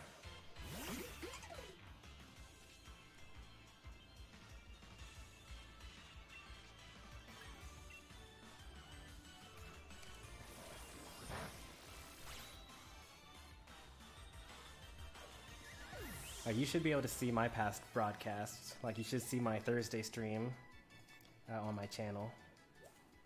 Barely able to read my keyboard. Well, thanks for stopping by. Give me the Twitch ideas. I kind of have been ignoring Twitch because like a year ago I only had like 50 followers. But if my Twitch keeps on growing at the pace that it has been, it will eventually pass my YouTube, and then maybe I'll actually have to start caring about it, you know?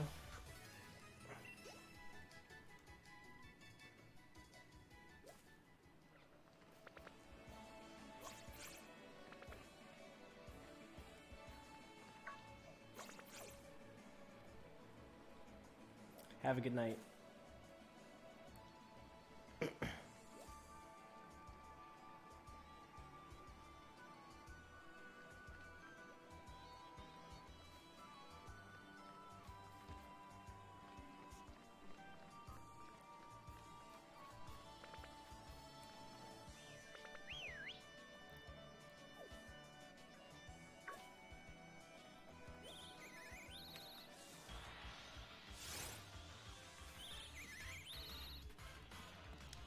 I think we're probably going to end with Maractus. I mean, I know that no one's watching anymore, but this is probably a good time to end.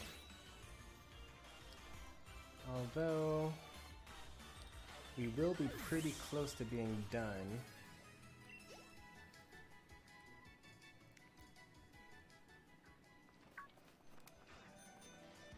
Usually most of the time spent in these streams is talking and battling with viewers.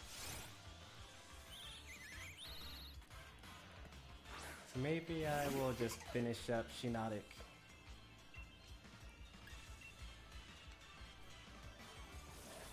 I only need 6 more of these and then I'm done. And then after that, we move on to Shiinotic, which is max HP, max special defense. So we could fight Squabits for for that.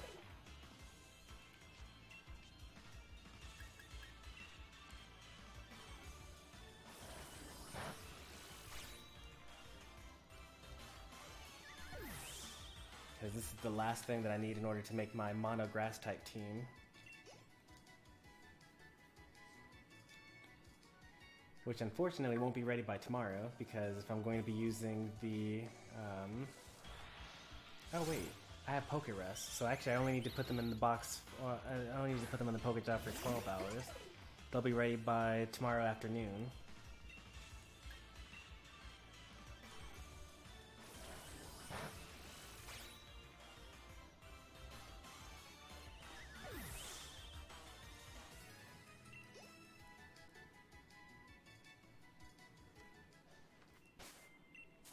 I normally need only 14.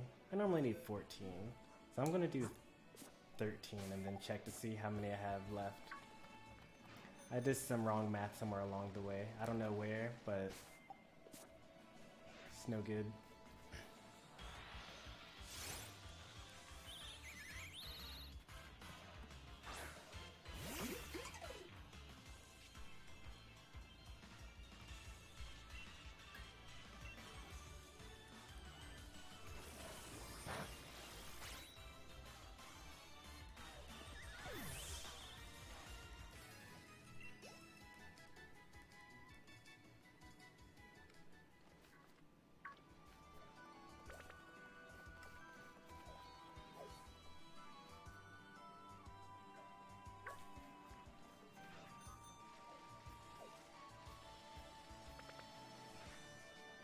I think we're almost done. Actually used the number of moves left on the attack that I'm using to figure out how many I have left.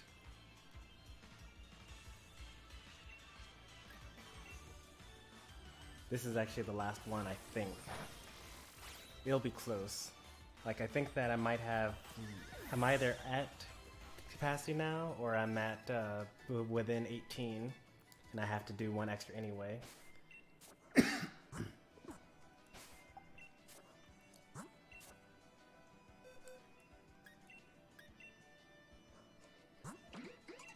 Alright, we're actually at max speed. So this one is done. We have special defense, max speed. We'll put the rest into special attack. Mike Hansen over on YouTube, welcome to this channel. How's it going? This is not a very common time for us to be streaming, but we lasted a little longer, and I'm stubborn. I decided to do 4 builds instead of the usual 2 for today's stream. How are you doing tonight? Actually, it's probably not even night for you if you're actually watching a stream at this time.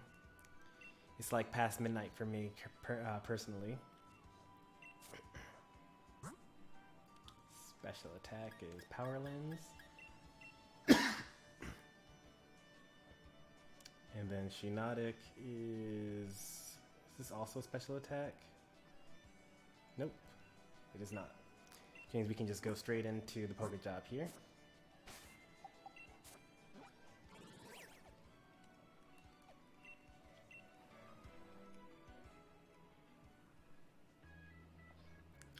Also night for you? Okay. I don't want to talk to you. I want to talk to you. Is today the day we get a Master Ball?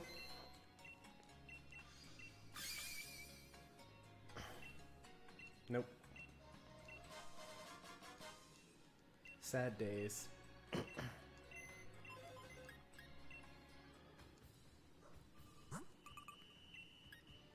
We're doing special attack here. And I always forget that you can't do Pokemon in your party. Every time. 100% of the time.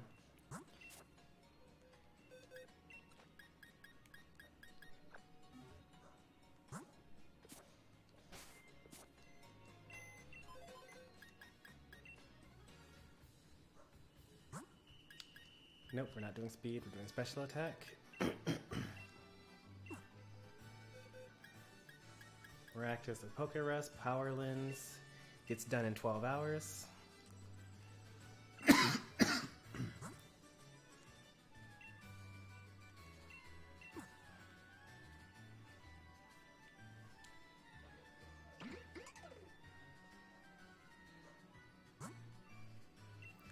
Alright, last Pokemon, Shiinotic.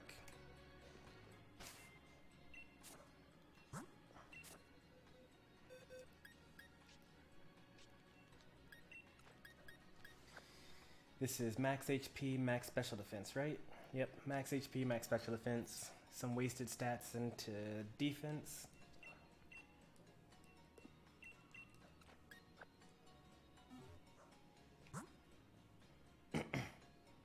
Not to flex, but I have 37 Master Balls. That's so many Master Balls. You must have date skipped to get that many.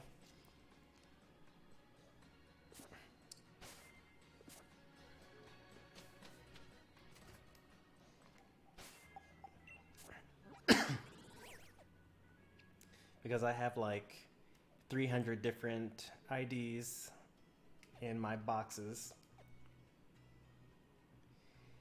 And I would have 900, but I'm too lazy to actually do the surprise trading that I need to get the other boxes filled up, or the other 2/3 of my boxes filled. One of these days I'll get around to that though.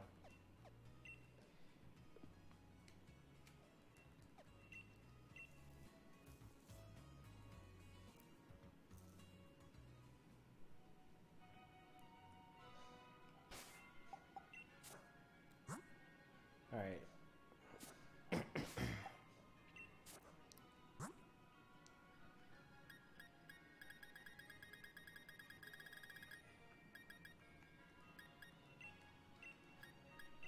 Oh no.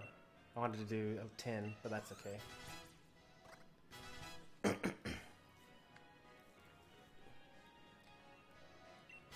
Oh, that makes sense. Winning giveaways.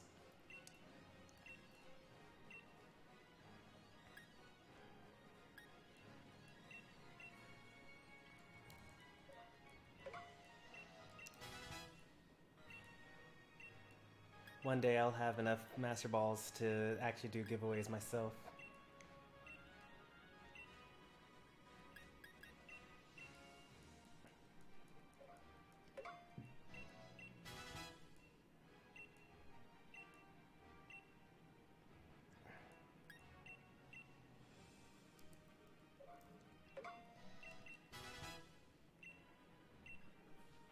Dazzling Gleam one? I'm supposed to get Moonblast, not Dazzling Gleam, right? Giga Drain, Moonblast, Strength Sap, Spore.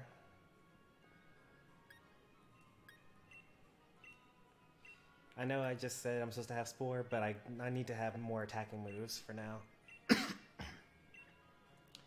15. Wow, I get all... That's crazy. Shiinotic just gets like everything that it needs.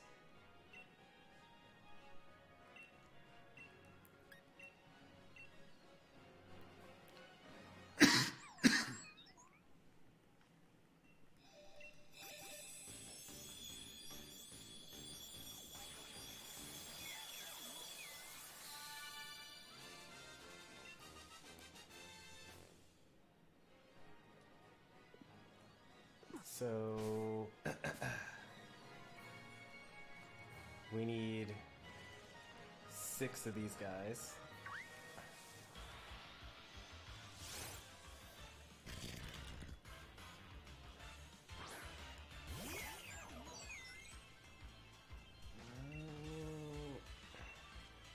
We're gonna do 2 of these guys, and then we're gonna give Pokerest to Shiinotic, and then we're going to do another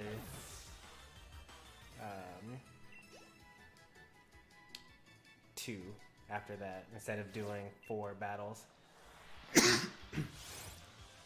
It'll probably take more battles to actually give Pokerest to Shiinotic overall. Or then probably will take another 2 battles to get Pokerest overall.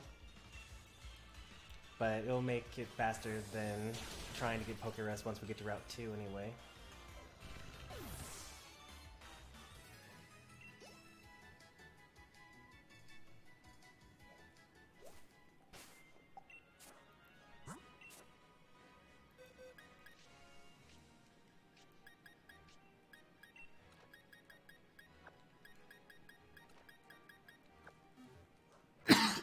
Let's see if we have it after 2 battles.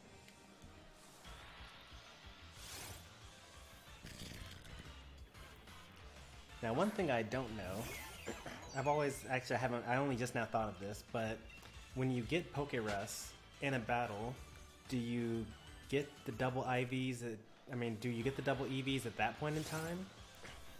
Or do you get the normal EVs for that battle, and then starting after that battle, you get the double EVs? That'd be a pretty difficult thing to actually test out, I'd imagine.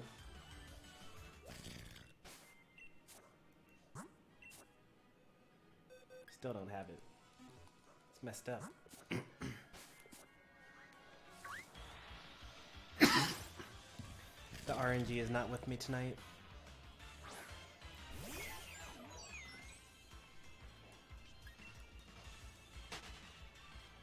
We'll do another 2. If we had just actually battled them, then we actually would have been done training defense EVs at this point in time.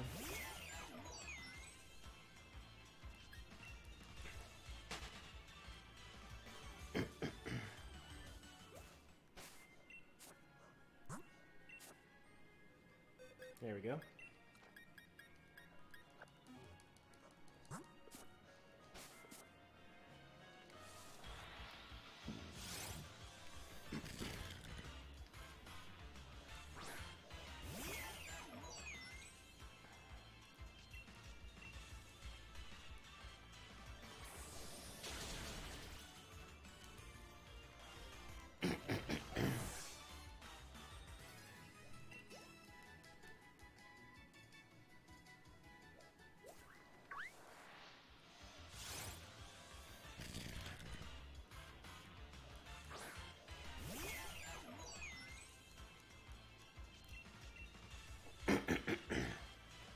Alright, we're done with defense here.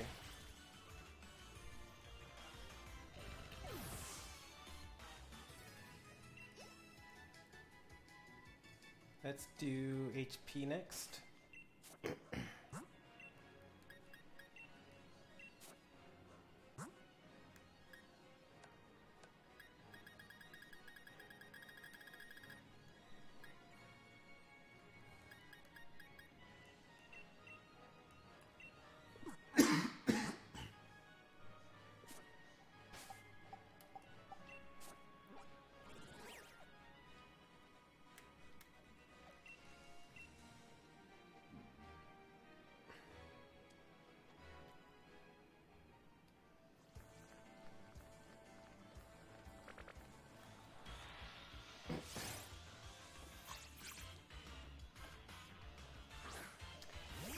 14 of these.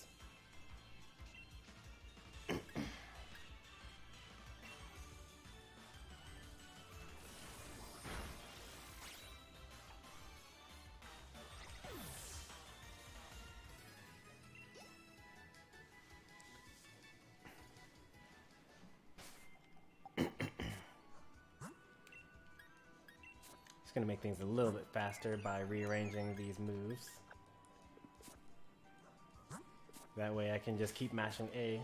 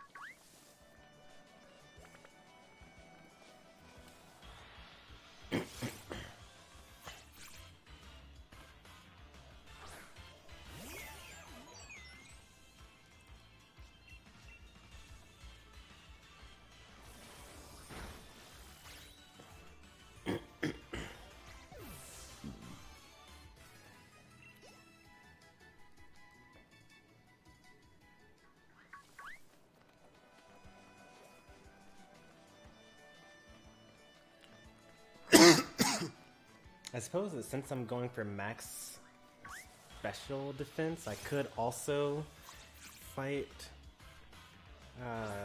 Nickit. How many Nickits would I have to fight before? Because if I fight 14 Nickits, then that's actually not enough at all.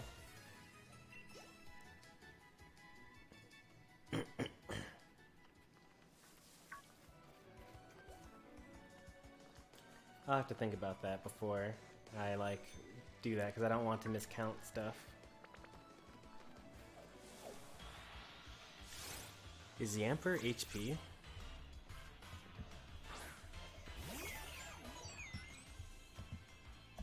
Yamper.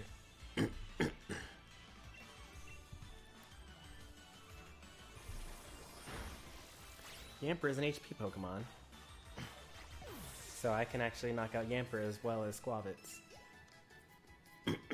I usually completely ignored the Yampers, but guess I shouldn't do that anymore.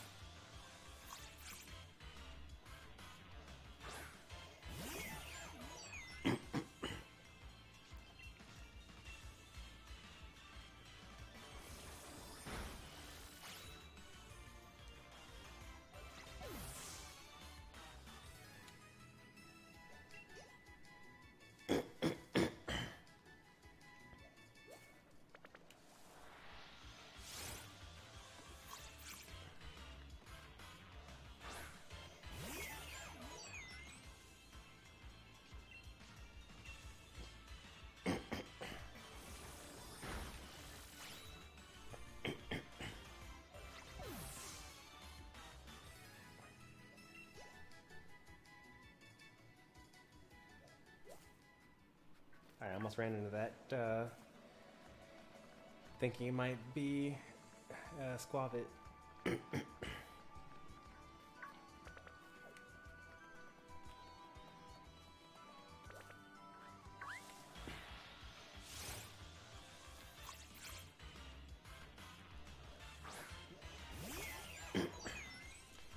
We're gonna finish before the 4-hour mark for sure.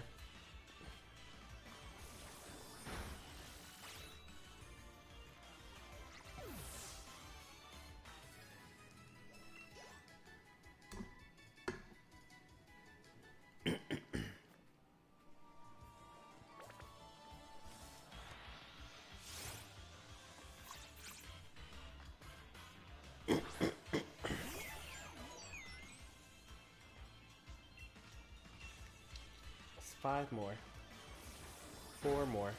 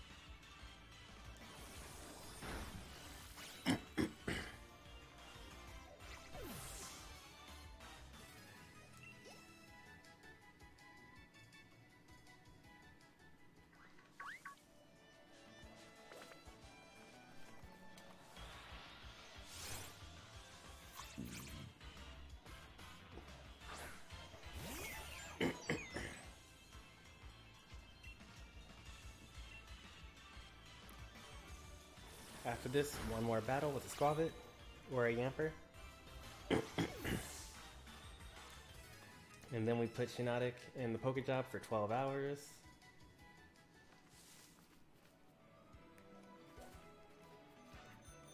And then when they come out,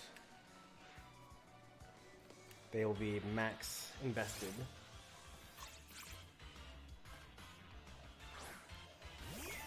Four Pokemon, 4 hours. The first time I did a competitive Pokemon build, it actually took me 3 hours to build one Snorlax, and I didn't even finish the build because I needed an egg move.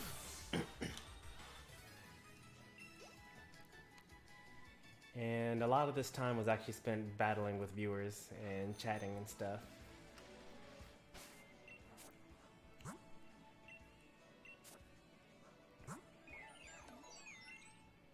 Nice. And the rest goes into special defense, right?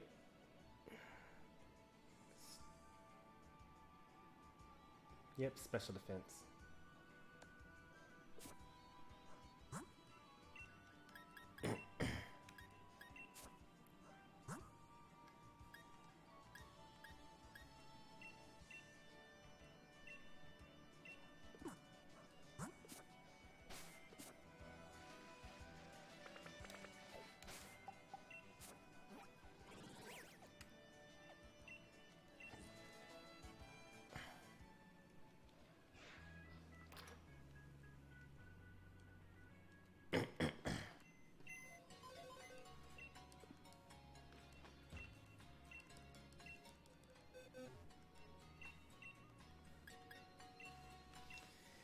Alright, Shiinotic actually gets everything that it needs by itself. So it gets Spore,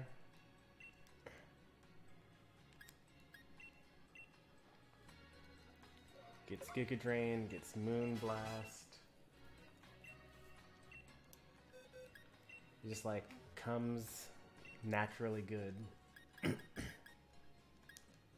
Oh wait, it doesn't get Moonblast, it gets Moonlight. Oopsie. Shiinotic. Let's see if it learns it at a higher level.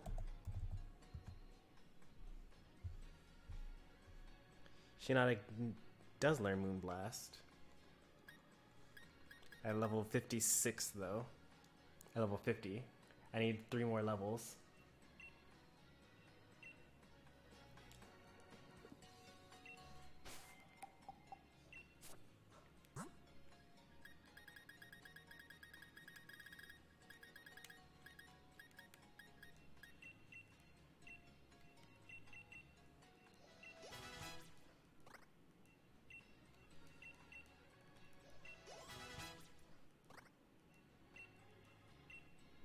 Alright, last move.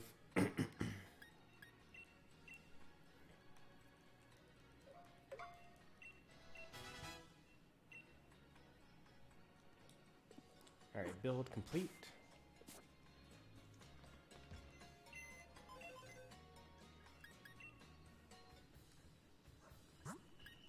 special defense. Special defense. Check summary. Make sure it's special defense. Yep. Can't move a Pokemon from your party because I always forget it every single time, 100% of the time.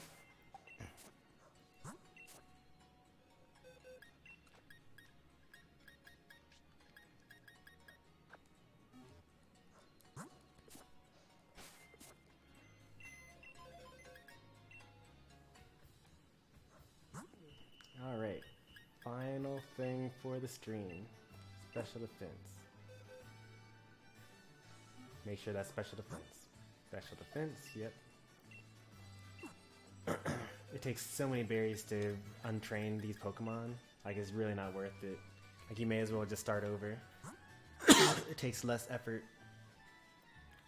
The time it takes to actually, like, get the number of berries that you need to go from 252 down to 0. You actually could just EV train another Pokemon. Of course, that doesn't factor in the time it takes for you to, like, you know, actually hatch a good Pokemon and all that stuff. But, alright, that's it. We built out all 4 Pokemon in one stream.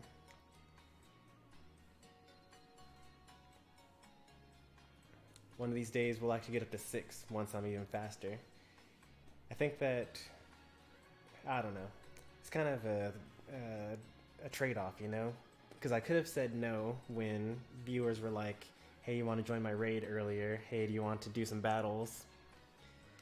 I could have said no then, but then, like, why are you guys even watching the stream if you guys don't get to interact with me at all, and you're just sitting there watching me do what I'm going to do? So I'm okay with wasting time and, like, not actually being as efficient as possible, because when I do my off-stream stuff, like when I do my egg hatching and stuff like that for the proper IVs and stuff, that's all super efficient. That's why I was able to get all these perfectly bred Pokemon in the course of like 1 week.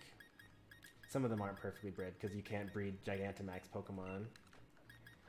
So these are not perfect. But the rest of them, they're pretty good.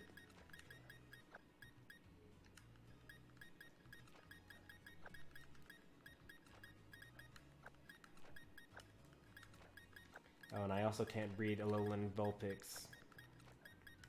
So these are my Pokemon that, like, are not quite perfect.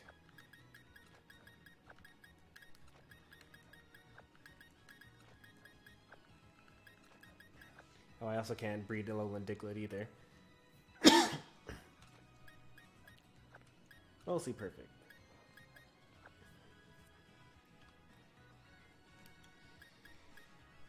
Tomorrow's stream, we're going to do raids for a couple of hours, get some more EXP candies, some more Dynamax candies because we're running out.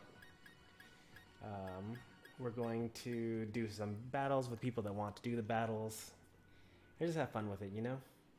And then Sunday stream, we'll actually battle with the Pokemon that we've been working on all weekend. Using ranked online battles. So that's the plan. Hopefully you guys enjoyed. My voice is hoarse from actually speaking for 4 hours straight. I don't often do that. Usually these streams are over within 2 hours. But we had fun today. If you guys enjoyed, be sure to like the stream. If you want to see more content like this, be sure to subscribe on YouTube, follow on Twitch. And I'll see you guys next time. Thanks for watching. Have a good day. Bye.